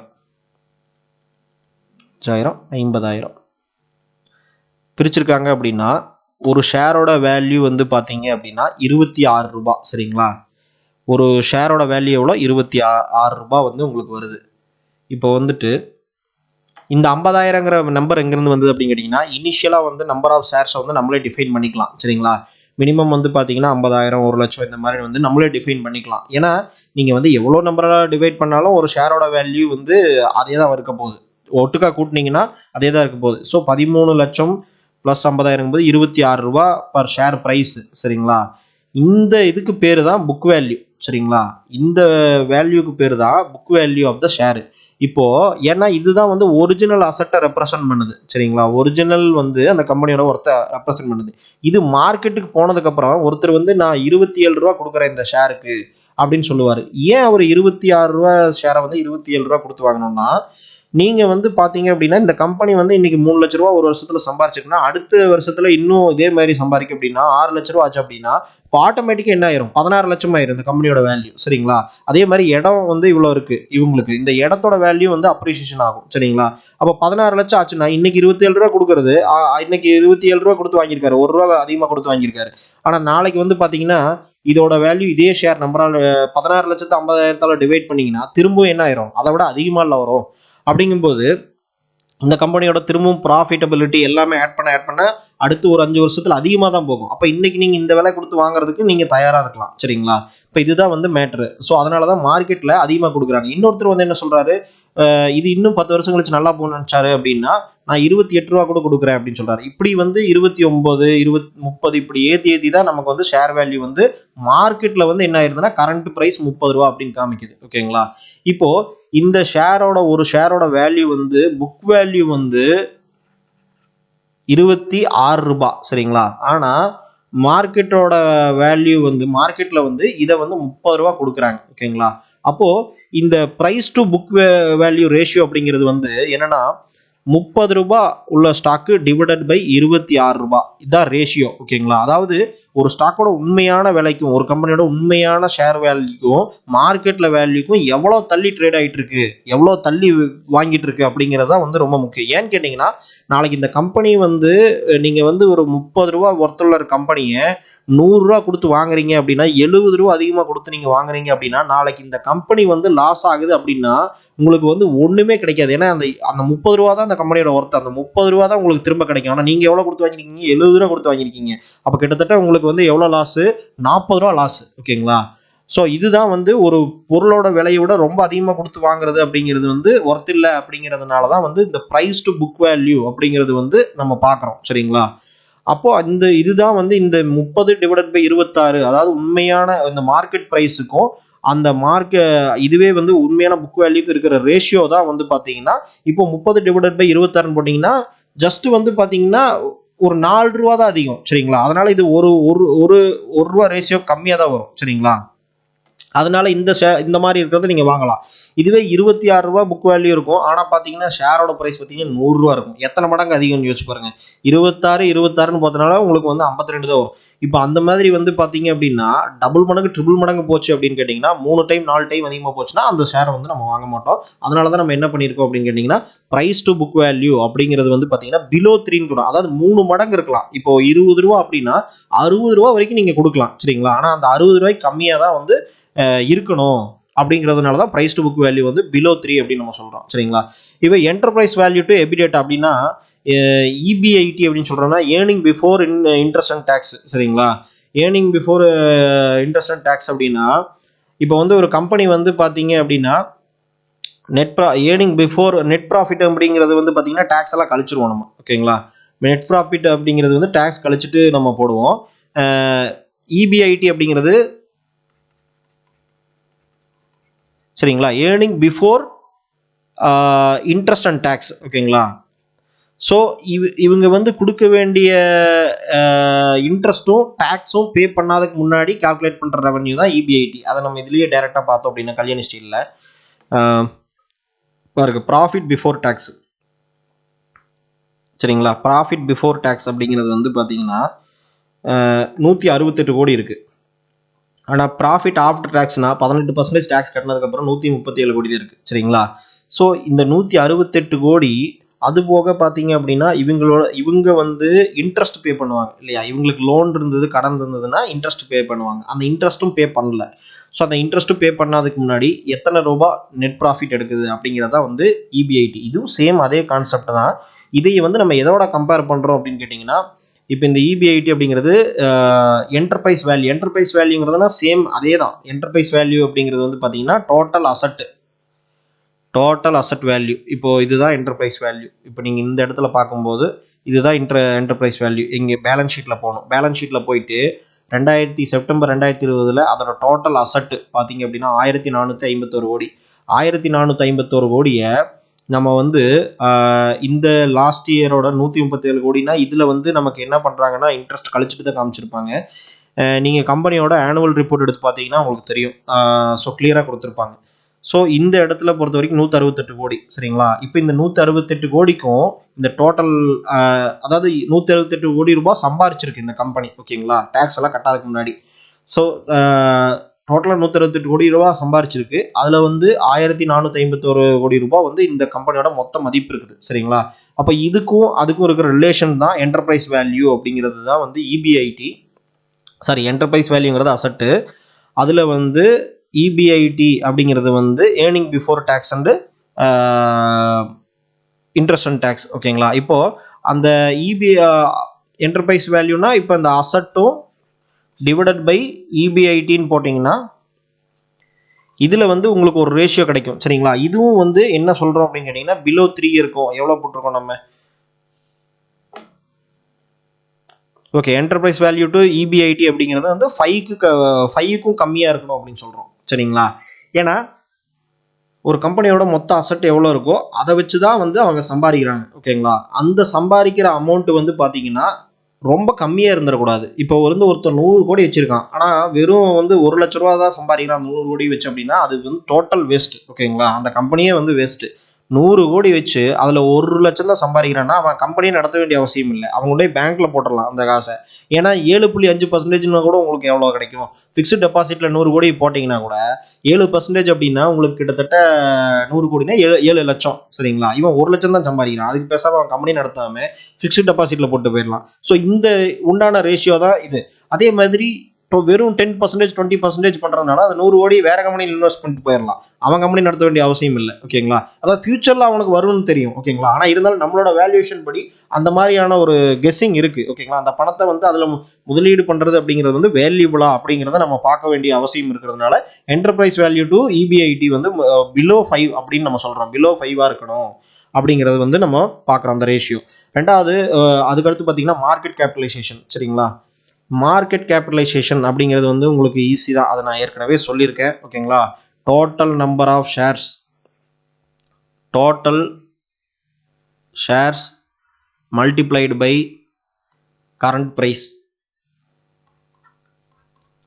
மார்க்கெட் ப்ரைஸ். ஓகேங்களா? இப்படி பண்ணிங்கன்னா இது டோட்டல். இப்போ இன்னைக்கு போய் அந்த கம்பெனியை நான் வந்து மொத்தமாக வாங்க போகிறேன் அப்படின்னா மார்க்கெட் வேல்யூக்கு இத்தனை 1000 கோடி கொடுக்கணும். தான் மார்க்கெட் கேபிட்டலைசேஷன். சரிங்களா? மார்க்கெட் கேபிட்டலைசேஷன் வந்து அட்லீஸ்ட் மினிமம் 300 கோடிக்கு மேலேயாவது இருக்கணும் அப்படின்னு நம்ம சொல்கிறோம். 300 கோடிக்கு மேலே இருக்கணும் அப்படிங்கிறத நம்ம போட்டிருக்கோம். 300 கோடி போட்டிருக்கோமா, 500 கோடி போட்டிருக்கோமா? 300 கோடி போட்டிருக்கோம். ஸோ 300 கோடிக்கு மேலே இருக்கணும். ஏன்னா ஒரு கம்பெனிங்கிறது வந்து ஒரு கஷ்டமான சுச்சுவேஷனில் தாங்கணும், அது வந்து சர்வைவ் ஆகணும் அப்படின்னு கேட்டிங்கன்னா இந்த காலகட்டத்தை பொறுத்த வரைக்கும் மற்ற காம்படிட்டரில் பீட் பண்ணி சர்வைவ் ஆகணும் அப்படின்னா 300 கோடிக்கு மேலே இருக்கணும் அப்படிங்கிறது வந்து சொல்கிறாங்க. ஓகேங்களா? ஸோ நம்மளும் அட்லீஸ்ட் வந்து அந்த அளவுக்கு இருக்கிற கம்பெனி தான் வாங்கணும். இப்போ ஒரு 10 கோடி 5 கோடினா அந்த கம்பெனி வந்து பேங்க்ரப்ட் ஆகி காணாமல் போகிறதுக்கு சான்சஸ் இருக்குது. சரிங்களா? அது ஒரு மார்க்கெட்டில் வந்து ஒரு மோசமான சுச்சுவேஷன். அதான் மார்க்கெட்னா ஸ்டாக் மார்க்கெட் கிடையாது, எக்கனாமிக்கலாகவே ஒரு கோவிட் மாதிரி ஒரு சுச்சுவேஷன் வரும்போது அவங்க தாக்கு பிடிச்சி அந்த கம்பெனி வந்து அத்தனை நாளைக்கு நிற்கணும் அப்படின்னாலே அந்த 300 கோடிக்கு மேலே வந்து மார்க்கெட் கேபிட்டலைசேஷன் இருக்கணும் அப்படிங்கிறத சொல்கிறாங்க. ஏன்னா அந்த மாதிரி இருக்கிற கம்பெனிஸ் தான் இன்வெஸ்ட்மெண்ட்டும் வருவாங்க. லோ கம்பெனிஸ்க்கு வந்து பார்த்தீங்கன்னா ரிஸ்க் அதிகம். சரிங்களா? ஆனால் அது வந்து அவங்களோட பிஸ்னஸ் பர்ஃபார்மன்ஸை வந்து மென்ஷன் பண்ணுறது இல்லை. ஓகேங்களா? ஒருத்தர் 10 கோடி வச்சிருக்கிறவனும் 2 கோடி வச்சிருக்கிறவனும் நாளைக்கு வந்து 1,00,000 கோடி கூட சம்பாதிக்கலாம். ஆனால் வந்து அது அவனோட டேலண்ட். ஓகேங்களா? ஆனால் இந்த இடத்துல நம்ம இன்வெஸ்ட் பண்ணும்போது இந்த ரிஸ்க் மேனேஜ்மெண்ட்டுக்காக தான் இவ்வளோ பண்ணுறோம். ஓகேங்களா? அதனால இந்த இடத்துல வந்து 300 கோடி கம்மியாக இருக்கிற ஸ்டாக்ஸை வந்து எடுக்க வேண்டாம் அப்படிங்கிறது நம்மளோட ஒரு மார்க்கெட் கேபிட்டலைசேஷன் மெத்தட் வந்து சொல்கிறோம். அதனால வந்து 300 கோடிக்கு மேலே வந்து எடுக்கிறோம். அதுக்கடுத்து பார்த்தீங்கன்னா பிளஜ்டு பர்சன்டேஜ்னா உங்களுக்கு தெரியும். அதாவது வந்து ஷேரை வந்து பிளஜ் பண்ணி கடன் வாங்குவாங்க. ஓகேங்களா? ஷேரை வந்து பிளஜ் பண்ணி கடன் வாங்குவாங்க. அதை எப்படி பார்க்கணும் அப்படின்னா இப்போ ஒரு ஓனர் இருக்காங்கன்னா அவங்க தான் ப்ரொமோட்டர்ஸ் அப்படின்னு சொல்லுவோம். ப்ரொமோட்டர்ஸ் வந்து பார்த்தீங்க அப்படின்னா 70% ஷேரை வச்சிருப்பாங்க, மீதி 30% தான் மார்க்கெட்டில் ட்ரேட் ஆகிட்டு இருக்கும். சரிங்களா? அவங்க என்ன பண்ணுவாங்கன்னா இந்த இப்போ மார்க்கெட் ரேட்டில் வந்து இப்போ அந்த ஷேரோட ப்ரைஸ் வந்து 100 ரூபா ஷேர் வந்து 200 ரூபாய்க்கு வித்துட்டு இருக்கு அப்படின்னா ஓனர் என்ன பண்ணுவாங்க அப்படின்னா இன்னைக்கு வந்து இவ்வளோ ஷேர் வந்து ஒர்த் இருக்கு, எனக்கு வந்து கம்பெனி நடத்துறக்கோ இல்லை பர்சனலாவோ ஏதோ ஒரு காசு வேணும். ஓகேங்களா? அப்போ அந்த ஷேரை வந்து பேங்க்ல வந்து செக்யூரிட்டியாக கொடுத்து அதை வச்சு கடன் வாங்கலாம். ஓகேங்களா? பேங்க்ல வந்து அந்த அதாவது கோல்டுக்கு எப்படி லோன் கொடுக்குறோம், வீக்கில் வச்சு லோன் கொடுக்குறோம், இடத்த வச்சு லோன் கொடுக்குறாங்க பேங்க்கு, இதே மாதிரி ஷேரை வச்சு லோன் தருவாங்க. ஓகேங்களா? இத்தனை லட்ச ரூபாய்க்கு நான் ஷேர் வச்சிருக்கேன் அப்படின்னா அந்த ஷேரை வச்சு எனக்கு லோன் தருவாங்க. அந்த இதுதான் வந்து பார்த்தீங்க அப்படின்னா ஷேரை பிளட்ஜ் பண்ணி லோன் வாங்குறது அப்படின்னு அர்த்தம். இப்படி பண்ணாங்க அப்படின்னா நாளைக்கு வந்து அந்த ஒரு ப்ராப்ளம் ஆகும்போது அந்த பேங்க் வந்து அந்த அந்த ஷேரை மார்க்கெட்டில் விற்று அமௌண்ட் எடுத்துக்குவாங்க. ஓகேங்களா? இது வந்து ஒரு பெரிய நெகட்டிவ் பாயிண்ட் தானே. ஏன்னா பவர் இவங்க கிட்ட இல்லை. அப்படிங்கும் போது அந்த ஷேரை வந்து யாராவது அதிகமாக பிளட்ஜ் பண்ணியிருந்தாங்கன்னா அது ஒரு பேட் சைன். சரிங்களா? ஸோ ஷேர் பிளட்ஜிங் அப்படிங்கிறது வந்து பார்த்தீங்க அப்படின்னா அது ஒரு பேட் சைன். அதனால் வந்து அந்த வேல்யூ பொறுத்த வரைக்கும் பிலோ 1% இருக்கணும். பிலோ 1%, அதாவது 1% கம்மியாக தான். இப்போ ஒரு 100 இருக்குது அப்படின்னா அதில் ஒரு ரூபா தான் வச்சிருக்கணும். 100 கோடி இருக்குன்னா அதில் 1 கோடி தான் அவங்க பிளட்ஜ் பண்ணியிருக்கலாம். அதுக்கு மேலே பிளட்ஜ் பண்ணாங்க அப்படின்னா அது ஒரு பேட் சைனாக நம்ம பார்க்குறோம். அப்படிங்கிறதுனால அந்த இடத்துல வந்து ஒரு ரெஸ்ட்ரிக்ஷன் போட்டு அந்த கண்டிஷன் நம்ம போட்டுருவோம். ரெண்டாவது வந்து பிஇஜி ரேஷியோனா ஃபஸ்ட் நீங்கள் என்னென்னு தெரிஞ்சுக்கணும். சரிங்களா? பிஇ ரேஷியோனா எப்படி வந்து புக் வேல்யூக்கும் கம்பெனியோட கரண்ட் ப்ரைஸுக்கும் ஒரு ரிலேஷன்ஷிப் பார்த்தோம் இல்லைங்களா, அது மாதிரி வந்து பிஇ ரேஷியோ அப்படின்னா ப்ரைஸ் டு ஏர்னிங் ரேஷியோ. இப்போது ப்ரைஸ் டு ஏர்னிங் ரேஷியோ தான் பிஇ ரேஷியோ. இது வந்து ரொம்ப ரொம்ப இம்பார்ட்டண்ட்டான ரேஷியோ. இது வந்து கிளியராக நீங்கள் புரிஞ்சுக்கணும் சரிங்களா. இது மிஸ் ஆச்சு அப்படின்னு கேட்டிங்கன்னா அந்த ஸ்டாக்குக்கு நம்ம வாங்குறதுக்கு எந்த மீனிங்குமே இல்லை அப்படிங்கிற மாதிரி தான் கிட்டத்தட்ட போயிடும் சரிங்களா. இப்போ ப்ரைஸ் டு ஏர்னிங் ரேஷியோனா, இப்போ நான் சொன்ன மாதிரி அந்த 13 லட்சம் ரூபாய் வந்து ஒரு டிபார்ட்மெண்டல் ஸ்டோர் வச்சுருக்காரு சரிங்களா. அவர் வந்து எவ்வளோ சம்பாதிக்கிறாரு அப்படின்னா 3 லட்ச ரூபா சம்பாதிக்கிறார் சரிங்களா. 3 லட்ச ரூபா சம்பாதிக்கிறாரு. இது வந்து ஃபஸ்ட் இயர் ரெவன்யூன்னு வச்சுக்கோங்க. இப்போ வந்து இந்த 13 லட்ச ரூபா 10 லட்ச ரூபா சம்பாதிக்கிறாருன்னு வச்சுக்குவோம் நம்ம வருஷத்துக்கு. அதில் வந்து 10 லட்ச ரூபா ப்ராஃபிட், அதாவது மொத்தமாக ஒரு 20 லட்சம் டர்ன் ஓவர் பண்ணுறாரு, அதில் ஒரு 10 லட்சம் ப்ராஃபிட் அப்படின்னா இந்த 13 லட்சத்தில் 10 லட்சம் ரூபாய் சம்பாதிக்கிறாரு. அப்போது இதை வந்து டோட்டல் நம்பர் ஆஃப் இந்த 10 லட்சம் இருக்கு இல்லைங்களா, இந்த 10 லட்சத்தை நம்ம divided by total number of shares எவ்வளோ கால்குலேட்டர் எடுத்து இப்போ வந்து பார்த்தீங்கன்னா 10 லட்ச ரூபாய் இவர் வந்து ஏர்ன் பண்ணுறாரு. அதாவது மொத்தமாக கம்பெனியோட நெட் ப்ராஃபிட் 10 லட்ச ரூபா. இது யாருக்கும் நம்ம கொடுக்க வேண்டிய அவசியம் இல்லை, கம்பெனிக்குள்ளே இருக்கும் ஓகேங்களா. இப்போ வந்து 1000, 10,000, 1 லட்சம், 10 லட்சம்னு வச்சுக்கோங்க. 10 லட்சம் டிவைடட் பை 50,000 ஷேர் வந்து இவங்க டோட்டலாக அவுட்ஸ்டாண்டிங் ஷேர் இருக்குது. அந்த 50,000 ஷேரை டிவைட் பண்ணோன்னா 20 ரூபா சம்பாதிக்குது ஓகேங்களா. ஏர்னிங் பர் ஷேர் எவ்வளோ, இதுக்கு பேர் தான் இபிஎஸ், ஏர்னிங் பர் ஷேர். அதாவது வந்து டோட்டலாக வந்து ஏர்னிங்ஸ் 10 லட்சம், ஏர்னிங் பர் ஷேர் வந்து 20 ரூபா ஓகேங்களா. 20 ரூபா தானே, ஆமாம் 20 ரூபா. இப்போ வந்து ஏர்னிங் பர் ஷேர் வந்து 20 ரூபா. இப்போ இந்த கம்பெனி வந்து டோட்டலாக 10 லட்ச ரூபா சம்பாதிக்குது. அதை வந்து ஒரு ஷேர் கால்குலேட் பண்ணோம்னா டோட்டல் ஷேர் எவ்வளோ, 50,000 ஷேர் இருந்தது அந்த டிபார்ட்மெண்டல் ஸ்டோருக்கு. அந்த ஷேரை 50,000 ஷேரை டிவைட் பண்ணோம் அப்படின்னு கேட்டிங்கன்னா 20 ரூபா வந்து நமக்கு கிடைக்குது. அப்போது நீங்கள் இந்த இதோட மார்க்கெட் ப்ரைஸ் வந்து பார்த்தீங்கன்னா 30 ரூபா. இந்த கம்பெனி, அதாவது இந்த கம்பெனி வந்து 26 ரூபா நம்ம சொல்லியிருந்தோம். 26 ரூபாயில் வந்து பார்த்தீங்க அப்படின்னா அது வந்து 30 ரூபாய்க்கு இப்போ மார்க்கெட் ரேட் ஆகிட்டு இருக்குன்னு வச்சுக்கோங்க. 30 ரூபா நீங்கள் கொடுத்து ஒரு பொருள் வாங்குறீங்க ஓகேங்களா. 30 ரூபா கொடுத்து இந்த கம்பெனியே நீங்கள் வாங்குறீங்க ஒரு ஷேருக்கு. ஆனால் அதே ஒரு ஷேருக்கு இது எவ்வளோ சம்பாதிக்குது, 20 ரூபா சம்பாதிக்குது ஓகேங்களா. 20 ரூபா. இது வந்து எத்தனை மடங்கு உங்களுக்கு லாபம் தெரியுமா ஏன்னு கேட்டிங்கன்னா, நீங்கள் 100 ரூபா கொடுத்து ஒரு பொருள் வாங்குறீங்க, அது வந்து வருஷத்துக்கு 20 ரூபா கொடுக்குது அப்படின்னு கேட்டிங்கன்னா 20% ரிட்டர்ன் சரிங்களா. 20% 100 ரூபாயில் 20 ரூபா அப்படின்னா 20% ரிட்டர்ன். ஆனால் இது 30 ரூபா ஓகேங்களா. அப்போ எத்தனை பர்சன்டேஜ் ரிட்டர்ன் யோசிச்சு பாருங்க. அதாவது இது வந்து 30 ரூபா தான் இந்த அமௌண்ட். அப்போ ப்ரைஸ் டு ஏர்னிங் ரேஷியோ அப்படிங்கிறது வந்து பார்த்தீங்க அப்படின்னா எவ்வளோ அப்படின்னு கேட்டிங்கன்னா, இந்த ப்ரைஸ் இப்போ வந்து இந்த ப்ரைஸ் எவ்வளோ 30 ரூபா, இதே வந்து ஏர்னிங் பர் ஷேர் எவ்வளோ 20 ரூபா. இப்போ 30 டிவைடட் பை 20 அப்படின்னு கேட்டிங்கன்னா ப்ரைஸ் டு ஏர்னிங் ரேஷியோ ரொம்ப ரொம்ப கம்மியாக இருக்கும். இப்போ பார்த்தீங்கன்னா 30 டிவைடட் பை 20 போட்டிங்கன்னா இந்த மாதிரி ஒரு ஸ்டாக் இப்போ வரைக்கும் இருக்காது. 30 டிவைடட் பை 1.5 டைம்ஸ் தான் வந்து பார்த்தீங்கன்னா இது இருக்குது ஓகேங்களா. இப்போ நம்ம என்ன போட்டிருக்கோம் அப்படின்னா, நம்ம வந்து உங்களுக்கு வந்து நம்ம வந்து பார்த்தீங்க அப்படின்னா இதில் என்ன ஃபில்டர் பண்ணியிருப்போம்னா price to earning growth ratio filter பண்ணியிருக்கோம் ஓகேங்களா. அது ஒன்றும் ப்ராப்ளம் இல்லை. அது வந்து இன்னொரு மெட்ரிக்ஸ், அதாவது வந்து ஃபியூச்சரில் எவ்வளோ ஏர்னிங்ஸ் இருக்கும் அப்படிங்கிறதுக்காக நம்ம கால்குலேட் பண்ணுறது. இப்போ ப்ரைஸ் டு ஏர்னிங் ரேஷியோ அப்படின்னா இப்போ இந்த கல்யாணி ஸ்டீலில் பார்த்தீங்க அப்படின்னா 8.9 டைம்ஸ். இப்போ பார்த்தீங்கன்னா 20 கீழே இருந்தாலே நீங்கள் தாராளமாக வாங்கலாம் ஓகேங்களா. அந்த ஸ்டாக் வந்து ஒர்த்து தான். இப்போ வந்து இதுவே வந்து பார்த்தீங்கன்னா இது வந்து 1.5 தான் இருக்குது. 30 ரூபாயிலிருந்து 20 ரூபா சம்பாதிக்கிறதுனா வெறும் 1.5 தான் இருக்குது. எவ்வளோ பி ரேஷியோ கம்மியாக இருக்கோ அவ்வளோ ஸ்டாக்ஸ் வந்து அதிகமாக சம்பாதிக்குதுன்னு அர்த்தம். அதாவது நீங்கள் 100 ரூபா கொடுத்து ஒரு பொருளை வாங்குறீங்கன்னா அது 50 ரூபா சம்பாதிச்சு கொடுக்குது உங்களுக்கு வருஷத்துக்கு. அப்படின்னா என்ன ஆகும், உங்களுக்கு வந்து பார்த்தீங்கன்னா 50% ரிட்டர்ன் சரிங்களா. இது எங்கேயுமே கிடைக்காது. ஃபிக்ஸ்ட் டெபாசிட்டில் கூட 7.5% தான் ஓகேங்களா. அப்படிங்கும்போது 50% கிடைக்குது. அப்படிங்கும்போது இதுதான் வந்து ப்ரைஸுக்கும், அதாவது கரண்ட் மார்க்கெட் ப்ரைஸ் வந்து 281 ரூபா இருக்குது. ஆனால் இதோட ஷேரோட எவ்வளோ ஏர்ன் பண்ணுது அப்படின்னு பார்த்தீங்கன்னா வருஷத்துக்கு பார்த்தீங்கன்னா இபிஎஸ்ன்னு போட்டுருவாங்க. இபிஎஸ் இன் ருப்பீஸ் அப்படின்னு போட்டால் 31 ரூபா சம்பாதிக்குது. இப்போ 281 ரூபா கொடுத்து ஒரு பொருள் வாங்குறீங்க, அது உங்களுக்கு 31 ரூபா சம்பாரிச்சு கொடுக்குது. இதுதான் வந்து உங்களுக்கு பிஇ ரேஷியோ அப்படிங்கிறது. இப்போ ஒரு சில கம்பெனிஸ் பார்த்தீங்கன்னா, இப்போ எக்ஸாம்பிள் வந்து ரிலையன்ஸ் இண்டஸ்ட்ரீஸ் எடுத்துக்கிட்டீங்க அப்படின்னா இதோட பிஇ ரேஷியோ பாருங்கள் 29 சரிங்களா. இவங்க வந்து 1931 ரூபா ஸ்டாக்கு. ஓகேங்களா, 1930 ரூபா இருக்கிற ஸ்டாக்கு எவ்வளோ சம்பாரிச்சு கொடுக்குதுன்னு பாருங்க. இபிஎஸ் வந்து வெறும் 58 ரூபா தான் சம்பாரிச்சு கொடுக்குது. சரிங்களா, ஒரு ஸ்டாக்கோட விலை எவ்வளோ? 1900 ரூபா. சம்பாரிச்சு கொடுக்குறது எவ்வளோ? 58 ரூபா. சரிங்களா, இதே கல்யாணி ஸ்டீல் பார்த்தீங்க அப்படின்னா உங்களுக்கு எவ்வளோ சம்பாரிச்சு கொடுத்தது?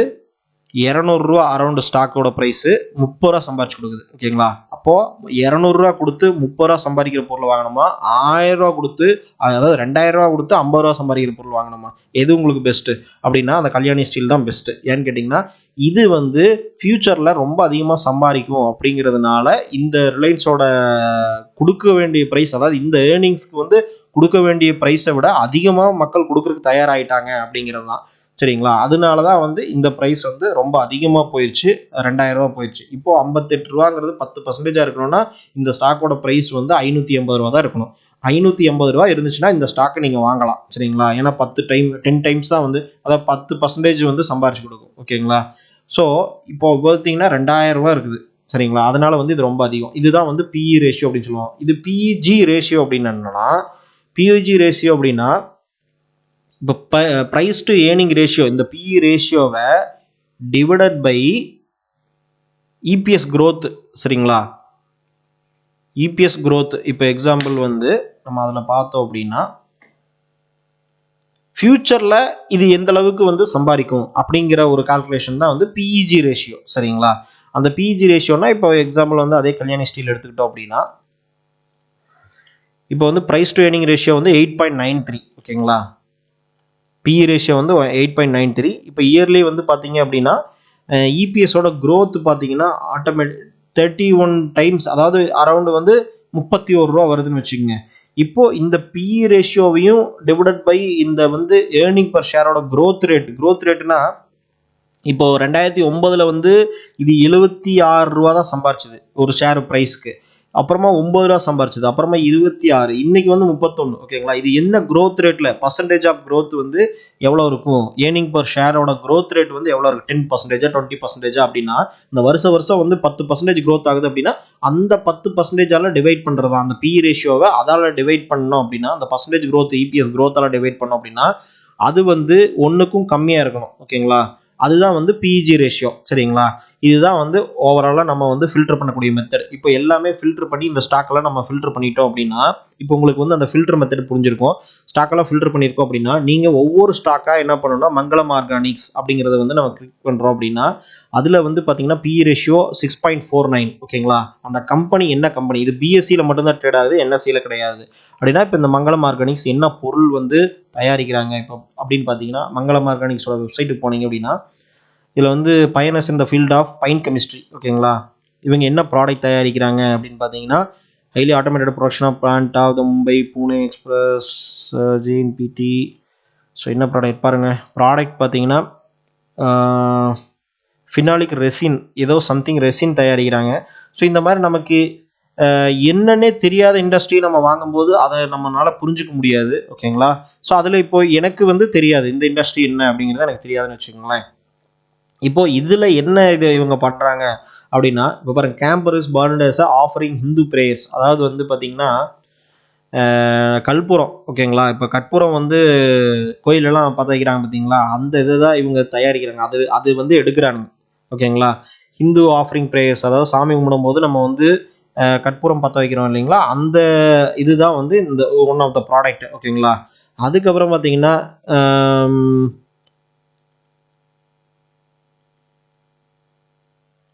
கேம்ஃபின் ஒரு ப்ராடக்ட் இருக்குது. இந்த கேம்ஃபின் ப்ராடக்ட் இஸ் யூஸ்டு எஃப்&எஃப் ஃபார்மாசூட்டிக்கல் கோட்டிங்ஸ், அதாவது வந்து ஃபார்மாசூட்டிக்கல் இண்டஸ்ட்ரியில் டேப்லெட்ஸ்க்கான கோட்டிங்ஸ் இந்த மாதிரியான இதெல்லாம் வந்து கெமிக்கல் வந்து இவங்க வந்து தயாரிக்கிறாங்க. ஓகேங்களா, அந்த கம்பெனிக்கு சேல் பண்ணுறாங்க. ஸோ இந்த இண்டஸ்ட்ரி பார்த்தீங்க அப்படின்னா மங்களம் ஆர்கானிக்ஸ் அப்படிங்கிறது இந்த மாதிரி எத்தனை இண்டஸ்ட்ரீஸ் இருக்குன்னு நினைக்கிறீங்க?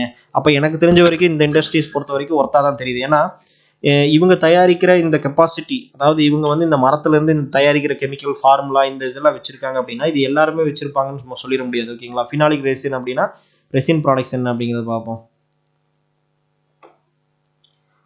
Agent rubber formulation, tyre, tubes, adhesive, hot melt coatings, printings. ஓகேங்களா? ஸோ இவ்வளோ அப்ளிகேஷன் இருக்குது பாருங்கள். இவங்க தயாரிக்கிற இந்த இது ஒரு கெமிக்கல். இந்த ஃபினாலிக் ரெசின் வந்து எதுக்கு யூஸ் ஆகுதுன்னா ரப்பரு, டயரு, அதசிவ் எல்லாத்துக்குமே யூஸ் ஆகுது. கோட்டிங்ஸு, மெல்ட் கோட்டிங்ஸு, பிரிண்டிங்ஸு எல்லாத்துக்குமே யூஸ் ஆகுது. அப்போது இந்த மாதிரி கம்பெனி வந்து நிறைய இருக்காது. ஓகேங்களா?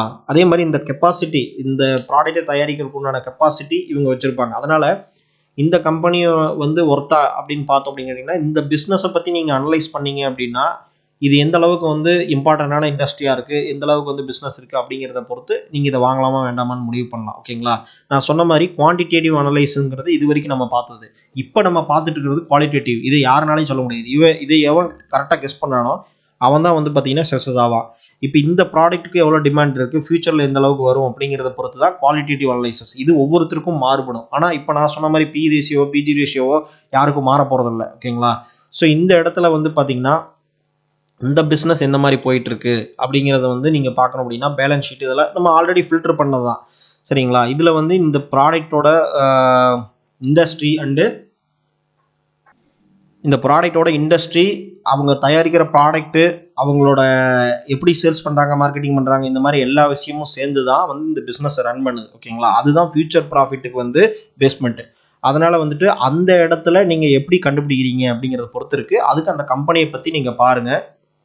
ஸோ அதை பொறுத்து இவங்களுக்கு எக்கனாமிக் மோட் இருக்குதா அப்படிங்கிறதெல்லாம் உங்களுக்கு அந்த இடத்துல தான் உங்களுக்கு தெரியும். சரிங்களா? இப்போது இந்த மாதிரி எப்படி இந்த ஸ்டாக்ஸில் இவ்வளோ இருக்குது எல்லாத்தையுமே பை பண்ணணும் அப்படின்னு கேட்டிங்கன்னா, எக்ஸாம்பிள் வந்து நான் இப்போ வந்து கல்யாணி ஸ்டீல்ஸை வந்து உங்களுக்கு செப்பரேட்டாக அனலைஸ் பண்ணி போட்டிருப்பேன். ஓகேங்களா? அதுக்கு வீடியோ இருக்குது. அந்த வீடியோ நம்ம சேனல்லே இருக்குது. நீங்கள் போய் பாருங்கள். இப்போ இந்த கல்யாணி ஸ்டீல்ஸை நம்ம எப்படி வந்து அனலைஸ் பண்ணோம் அப்படின்னு கேட்டிங்கன்னா, இந்த கம்பெனி வந்து பார்த்தீங்க அப்படின்னா ஸ்பெசிஃபிக்காக வந்து ரொம்ப வருஷம் இருக்குது. ISO 9001 சர்டிஃபிகேட் வாங்கின கம்பெனி. இன்னொன்று இவங்க வந்து நிறைய வந்து ப்ராடக்ட்ஸோட அப்ளிகேஷன்ஸ்லாம் பார்த்தீங்கன்னா இன்ஜின் காம்பனன்ட்ஸு இதெல்லாம் தயாரிக்கிறாங்க. இந்த இன்ஜினியரிங் அப்ளிகேஷன்ஸு இதுக்கெல்லாம் தயாரிக்கிறாங்க. இதெல்லாம் ஃபியூச்சரில் டிமாண்ட் இருக்கக்கூடிய இண்டஸ்ட்ரி தான். இன்னொன்று இந்த மாதிரி தயாரிக்கணும், இந்த அளவுக்கு வந்து இந்த ப்ராடக்ட் தயாரிக்கணும் அப்படின்னு கேட்டிங்கன்னா அதுக்குன்னு ஒரு கெப்பாசிட்டி வேணும், ஒரு எக்ஸ்பர்டைஸ் வேணும். சரிங்களா? சும்மா நம்ம போய் 100 கோடி இருந்தாலும் இந்த மாதிரி கம்பெனிலாம் ஆரம்பிச்சிட முடியாது. ஓகேங்களா? ஸோ அந்த மாதிரியான காம்படிட்டிவ் அட்வான்டேஜ் எக்ஸ்பீரியன்ஸ் இவங்க பில்டு பண்ணுறாங்க அப்படின்னா இந்த கம்பெனி வந்து ஃபியூச்சரில் டிமாண்ட் அண்ட் ஒர்த்து வந்து பார்த்தீங்க அப்படின்னா எப்பவுமே இருக்கும். சரிங்களா? யாருமே இவங்களை டக்குன்னு வந்து பண்ணிட முடியாது. அதே மாதிரி இது குரூப் ஆஃப் கம்பெனிஸ். இவங்க வந்து கிட்டத்தட்ட $3 பில்லியன் குரூப் ஆஃப் கம்பெனிஸ். இவங்க பெரிய கம்பெனி. ஸோ அதனால வந்து பார்த்தீங்க அப்படின்னா அவங்களுக்கு அந்த ப்ராப்ளம் இருக்காது. ஓகேங்களா? நடத்துறதுக்கு உண்டான கெப்பாசிட்டி தாராளமாகவே இருக்கும். அப்படிங்கிறனால இந்த கம்பெனியை வந்து நான் என்னோட பர்சனல் ஒப்பீனியனாகவும் நான் இது பண்ணேன். இது மாதிரி ஒவ்வொருத்தருக்கும் ஒவ்வொரு இன்வெஸ்டருக்கும் ஒவ்வொரு மாதிரி இருக்கும். இந்த இடத்துல தான் இன்வெஸ்டர் டிஃபர் ஆவாங்க. குவான்டிடேட்டிவ் அனலைசிஸில் வந்து ஆல்மோஸ்ட் எல்லாத்துக்கும் சேமாக தான் இருக்கும். சரிங்களா?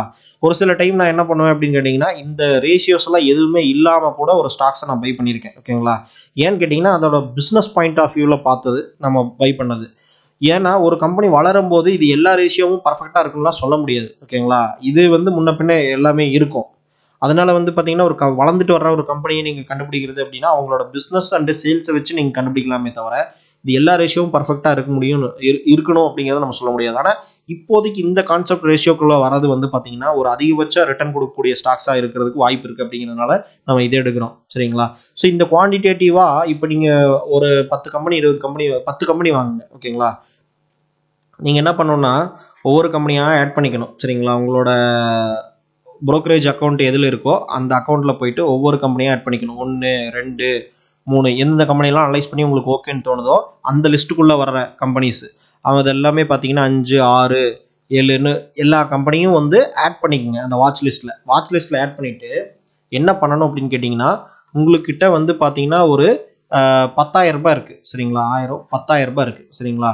10,000 ரூபாய் இருக்குது அப்படின்னா இந்த 10,000 ரூபாய்க்கும் இந்த 10 கம்பெனிலையும் சரிங்களா இந்த 10 கம்பெனிலையும் டிவைட் பண்ணிங்கன்னா ஒரு கம்பெனிக்கு 1000 ரூபாய் அப்படின்னு சொல்லி டோட்டலாக இன்வெஸ்ட் பண்ணிடக்கூடாது. ஓகேங்களா? என்ன பண்ணணும்னா ஃபஸ்ட்டு வந்து ஒரு 2,000 ரூபாய் நீங்கள் எடுத்துக்கணும். 2,000 ரூபாய் நீங்கள் எடுத்துகிட்டு 2,000 ரூபாய் வந்து பார்த்தீங்கன்னா இந்த கம்பெனியோட ஸ்டாக் வந்து 150 ரூபா இருக்குது, இந்த கம்பெனியோட ஸ்டாக் வந்து 300 ரூபாய் இருக்குது, இந்த கம்பெனியோட ஸ்டாக் வந்து 80 ரூபா இருக்குது அப்படின்னா இது நீங்கள் என்ன பண்ணணும்னா இப்போ எக்ஸாம்பிள் வந்து இந்த கம்பெனியோட ஸ்டாக் வந்து ஒரு 2 ஸ்டாக் வாங்கலாம். சரிங்களா? 300 ரூபாய்க்கு பை பண்ணியிருப்பீங்க. சரிங்களா? 300 ரூபாய்க்கு தான் பை பண்ணணும். அவ்வளோதான் பண்ணணும் இன்றைக்கி. அதே மாதிரி பார்த்தீங்கன்னா இதை வந்து ஒரு ஸ்டாக் பை பண்ணலாம். சரிங்களா. இது வந்து பார்த்தீங்கன்னா ஒரு 5 ஸ்டாக் பை பண்ணலாம். சரிங்களா. இந்த மாதிரி ரொம்ப கம்மியாக ஸ்டெப் பை ஸ்டெப்பாக தான் போகணும். ஸோ இது அதே மாதிரி பை பண்ணிவிட்டு இப்போது பார்த்தீங்க அப்படின்னா பை பண்ணதுக்கப்புறம் இது டோட்டலாக வந்து பார்த்தீங்கன்னா இப்போ மார்க்கெட் ப்ரைஸ் வந்து ஏறிட்டு இருக்கும் இறங்கிட்டு இருக்கும் இல்லையா. இப்போ 150 ரூபாங்கிறது 151 ரூபா அந்த மாதிரி போயிட்டு இருக்கும். சரிங்களா. இந்த ஸ்டாக் 300 ரூபாங்கிறது 301 ரூபா அந்த மாதிரி போயிட்டு இருக்கும். சரிங்களா. இந்த ஸ்டாக் 80 ரூபா அப்படிங்கிறது 78 ரூபா அந்த மாதிரி கம்மியாக இருக்கலாம். சரிங்களா. கம்மியாயிட்டு இருக்கலாம். இப்போ இந்த மாதிரி டோட்டலாக ஓவராலாக ப்ராஃபிட் போட்டிங்க அப்படின்னா ஒரு 30 ரூபா 40 ரூபா இந்த மாதிரி என்ன நம்பரில் வேணாலும் ப்ராஃபிட் இருக்கலாம். சரிங்களா. இல்லை வந்து பார்த்தீங்கன்னா 30 ரூபா மைனஸில் கூட இருக்கலாம். ஆனால் எனக்கு தெரிஞ்ச வரைக்கும் ப்ராஃபிட்டில் தான் இருக்கும். ஏன்னா இவ்வளோ டைவர்சிஃபை பண்ணி இந்த கெப்பாசிட்டியில் போட்டுக்கனால ப்ராஃபிட்டில் தான் இருக்கும். ஒரு 100 ரூபா ப்ளஸில் இருக்குன்னு வச்சுக்கோங்க. இது ஓவராலாக எல்லாமே இங்கே வந்து ஒரு 50 ரூபா கெயின் ஆகிருக்கும், இங்கே ஒரு 20 ரூபா லாஸ்ட்டில் இருந்துட்டு இருக்கும். இப்போது இந்த ஸ்டாக் வந்து இப்படி மாறிட்டே தான் இருக்கும். இந்த டோட்டல் அமௌண்ட் அப்படிங்கிறது மாறிட்டே தான் இருக்கும். சரிங்களா. இப்போ நீங்கள் இன்னும் இன்வெஸ்ட் பண்ணது எவ்வளோ 2000 ரூபாய். இப்போ அடுத்து வந்து பார்த்தீங்கன்னா திரும்ப என்ன பண்ணணும்னா இந்த ஸ்டாக் இன்னைக்குன்னு ஒரு பர்சன்டேஜ் இருக்குது. இப்போ 150 ரூபாங்கிறது இன்னைக்கு வாங்கியிருக்கீங்க. அப்போ இன்னைக்கு வந்து பார்த்தீங்கன்னா ஒரு 2% வந்து இந்த ஸ்டாக் வந்து இன்க்ரீஸ் ஆயிருக்கு 150 ரூபாயிலிருந்து. ஆனால் இந்த ஸ்டாக்கை பார்த்தீங்க அப்படின்னா நீங்கள் வாங்கினதுக்கப்புறம் 301 ரூபா இன்க்ரீஸ் ஆயிருக்கு. சரிங்களா. ஆனால் அதுக்கப்புறம் வந்து பார்த்தீங்கன்னா ஒரு 0.5% கம்மியாயிருக்கு. ஓகேங்களா. கம்மியாக இறங்குது அப்படின்னா திரும்ப என்ன பண்ணணும்னா இதில் ஒரு 2 ஸ்டாக் திரும்ப வாங்கணும்.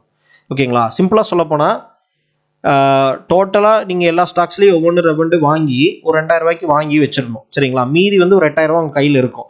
செகண்ட் வந்து பார்த்தீங்கன்னா பாசிட்டிவ்ல எல்லா ஸ்டாக்கும் ப்ராஃபிட்டில் இருக்குன்னு சொல்லணும். இப்போ 10ல் 8 ஸ்டாக் வந்து பார்த்தீங்கன்னா ப்ராஃபிட்டில் இருக்கும். 2 ஸ்டாக் வந்து கொஞ்சம் கம்மியாகும். திரும்ப நீங்கள் வாங்கினதுக்கு அப்புறமா ப்ரைஸ் கம்மியாகும். சரிங்களா. அது அடுத்த நாள் கூட ஆகலாம். சரிங்களா. அப்போ ஃபர்ஸ்ட் நாள் 2000 ரூபா போதும். ஓகேங்களா. இன்வெஸ்ட் பண்ணி விட்டுருங்க. அடுத்த நாள் ஓப்பன் பண்ணும்போது அடுத்த நாள் பார்த்தீங்கன்னா ஒரு 8 ஸ்டாக்குமே நீங்கள் வாங்கினதை விட அதிகமான ரேட்டில் தான் இருக்கும். பாசிட்டிவ்ல ப்ராஃபிட்டில் இருக்கும். சரிங்களா. மீதி ஒரு 2 ஸ்டாக் வந்து பார்த்தீங்கன்னா அதுவும் நேற்று ப்ராஃபிட்டில் இருந்துருது. ஆனால் இன்னைக்கு வந்து நீங்கள் வாங்கின விலையோட ஒரு ரூபா கம்மியாக இறங்கிருச்சு அப்படின்னா எகெயின் வந்து நீங்கள் பை பண்ணணும். சரிங்களா. எகெயின் வந்து ஒரு ரூபா 2 ரூபா கம்மியாக இருக்குது அப்படின்னா 1% 2% கம்மியாக இருக்குது அப்படின்னா நீங்கள் பை பண்ணலாம். இதே ஒரு 5% கம்மியாயிருச்சு அப்படின்னு கேட்டீங்கன்னா அந்த ஸ்டாக்கை நீங்கள் திரும்ப அனலைஸ் பண்ணணும். அந்த ஸ்டாக்கோட நியூஸ் ஏதாவது வந்திருக்கா, கம்பெனியோட பேட் நியூஸ் ஏதாவது வந்திருக்கா, ஏதாவது ப்ராப்ளம் பண்ணியிருக்காங்களா அப்படின்னு நீங்கள் பார்க்கணும். அப்படி பார்த்துருந்தீங்க அப்படின்னா அது வந்து ஏதோ ஒரு பேடு இதாக இருக்குது. அந்த பேட் சைன் வந்து பார்த்தீங்க அப்படின்னா அவங்க வந்து ஏதாவது ஒரு ஃப்ராடு பண்ணிட்டாங்க, இல்லை வந்து ஏதோ ஒரு ப்ராப்ளம் பண்ணிட்டாங்க, இல்லை குவார்ட்டர்லி நியூஸ் ரிசல்ட் அனௌன்ஸ் பண்ணி ப்ராஃபிட் கம்மியாக வந்துருச்சு அப்படின்னா அந்த இடத்துல நீங்கள் பார்த்துட்டு என்ன பண்ணலாம்னா அந்த ஸ்டாக்கை வந்து சேல் பண்ணிடணும். சரிங்களா. சேல் பண்ணிட்டு எது ப்ராஃபிட்டில் போயிட்டு இருக்கோ அதை மட்டும் ஹோல்டு பண்ணிடணும். இப்போது அதே மாதிரி ப்ராஃபிட் போயிட்டு இருக்கிற ஸ்டாக்ஸுக்கு அதுக்கு அடுத்த நாள் பார்த்தீங்க அப்படின்னா நீங்கள் வாங்கினா அதே ப்ராஃபிட் ஸ்டாக்ஸ் எல்லாமே ப்ராஃபிட்டில் தான் இருக்கும். ஆனால் அன்னைக்கு வந்து நேற்று இருந்த ப்ரைஸை விட ஒரு 2 ரூபாய் இறங்கியிருக்கும். சரிங்களா. ஸோ ஃபார் எக்ஸாம்பிள் உங்களுக்கு ஈஸியாக புரியணும் அப்படின்னா ஃபஸ்ட் டே, செகண்ட் டே, சரிங்களா, தேர்டு டே, ஃபோர்த் டே அப்படின்னு வச்சுக்கோங்க. இப்போ வந்து இன்னைக்கு வந்து ஒரு 100 ரூபா ஒரு ஸ்டாக்கை நீங்கள் பை பண்ணுறீங்க. 100 ரூபாய்க்கு 2 குவான்டிட்டி பை பண்ணியிருக்கீங்க. சரிங்களா. அடுத்த நாள் வந்து பார்த்தீங்க அப்படின்னா அது 101 ரூபா போயிடுச்சு. சரிங்களா. 101 ரூபா போயிடுச்சு. சரிங்களா. அதே 2 குவான்டிட்டி பையில் அப்படியே இருக்குது. சரிங்களா. ஹோல்டில் இருக்குது. சரிங்களா. அடுத்த நாள் வந்து பார்த்தீங்க அப்படின்னா 100 ரூபா அடுத்த நாள் வந்து 105 ரூபா போயிடுச்சுன்னு வச்சுக்கோங்க. 100 ரூபா இருந்து 105 ரூபா போயிடுச்சு. ஸோ உங்களுக்கு வந்து 2 குவான்டிட்டி பை பண்ணியிருக்கீங்க. அப்போ உங்களுக்கு வந்து 10 ரூபா ப்ராஃபிட் கிடைச்சிருக்கும். 10 ரூபா ப்ளஸில் இருக்கும் ப்ராஃபிட். ஓகேங்களா. இப்போ அடுத்த நாள் பார்த்தீங்க அப்படின்னா 103 ரூபா வந்திருக்கும். சரிங்களா. 103 நேற்று 105 ரூபா ஏறி இருக்கு. ஆனால் இன்னைக்கு 103 ரூபா தானே 2 ரூபா கம்மியாயிருக்கு. ஓகேங்களா. அப்போ -2 அப்படிங்கிறது வந்து உங்களுக்கு தெரியும். அப்போது ஆனால் வந்து உங்களோட ப்ராஃபிட் என்ன இருக்கும் அப்படியே தான் இருக்கும். 10 ரூபாய்ங்கிறது எவ்வளோ இருக்கும், 3 ரூபா இன்க்ரீஸ் ஆகிருக்கிறதுனால 3 × 6 ரூபா இருக்கும். சரிங்களா. இங்கே வந்து 6 ரூபா ப்ராஃபிட்டில் இருக்கும். இப்போ 10 ரூபா இருந்தது, இன்னைக்கு வந்து 6 ரூபா ப்ராஃபிட்டில் இருக்கும். ஆனால் 2 ரூபா இறங்கியிருக்கு நேற்றை விட. அப்போ என்ன ஆகுனா திரும்பவும் நீங்கள் ஒரு 2 குவான்டிட்டி பை பண்ணணும். ஓகேங்களா. 2 குவான்டிட்டி பை பண்ணீங்க அப்படின்னா உங்களுக்கு வரும். இல்லை அப்படின்னாலும் அதுக்கு அடுத்த நாள் பார்த்தீங்கன்னா திடீர்னு பார்த்தீங்கன்னா 98 ரூபாய்க்கு போயிடுச்சு. சரிங்களா. அப்போ ஒரு 2% தான் வேல்யூ இறங்கியிருக்கு அப்படின்னா திரும்ப பை பண்ணணும். சரிங்களா. இப்படி வந்து பை பண்ணணும். எந்த இதில் 10 ஸ்டாக்கில் எந்த ஸ்டாக்கு இறங்குதோ அந்த ஸ்டாக்கை மட்டும் ஜஸ்ட் ஒரு எவ்வளோ இறங்கியிருக்கோ அது ஒரு 1% 2% தான் இறங்கியிருக்கணும். சரிங்களா. அவ்வளோ இறங்கி இருந்தான்னா அதை திரும்பவும் நீங்கள் என்ன பண்ணணும், பை பண்ணணும். அப்போ உங்களுக்கு ஆவரேஜ் ப்ரைஸ் வந்து குறைஞ்சிட்டே வரும். சரிங்களா. மீதி இருக்கிற ஸ்டாக்ஸை வந்து நீங்கள் என்ன பண்ணணும் அப்படின்னா அப்படியே ஹோல்டு பண்ணிக்கணும். அப்போ பார்த்தீங்கன்னா ஒரு நாளைக்கு இன்னொரு நாளைக்கு வந்து ஒரு ஸ்டாக் நீங்கள் பை பண்ணுவீங்க, இன்னொரு நாளைக்கு இன்னொரு ஸ்டாக் இறங்கும், அதையும் நீங்கள் பை பண்ணுவீங்க. அந்த போர்ட்ஃபோலியோ வந்து இன்வெஸ்ட் பண்ணிகிட்டே போகணும். கொஞ்சம் கொஞ்சமாக ஸ்லோவாக இன்வெஸ்ட் பண்ணிகிட்டே இருக்கணும். சரிங்களா? அப்படி இன்வெஸ்ட் பண்ணிகிட்டே இருந்தீங்கன்னா தான் உங்களுக்கு வந்து அந்த இடத்துல வந்து பார்த்தீங்க அப்படின்னா உங்களுக்கு ஒரு போர்ட்ஃபோலியோ பில்ட் ஆகும்.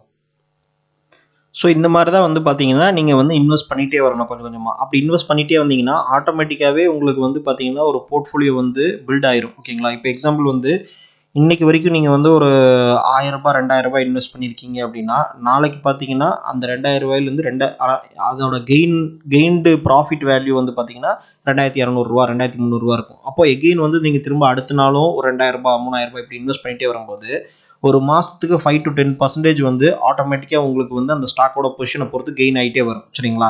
ஏன்னா நீங்களும் வந்து ஒட்டுக்கா இன்வெஸ்ட் பண்ணக்கூடாது. ஏன்னா ஒட்டுக்கா இன்வெஸ்ட் பண்ணிட்டீங்கன்னா என்ன ஆகும் அப்படின்னா அந்த ப்ரைசிங் பாயிண்ட் வந்து இப்போ நீங்கள் ₹100 வாங்கிடுவீங்க. திரும்ப அது கீழே குறைஞ்சா திரும்ப நீங்கள் வாங்க முடியாது. அப்படி கீழே குறைஞ்சா வாங்கினீங்கன்னா இன்னும் ஆவரேஜ் ப்ரைஸ் வந்து பில்ட் ஆகிட்டே வரும். சரிங்களா?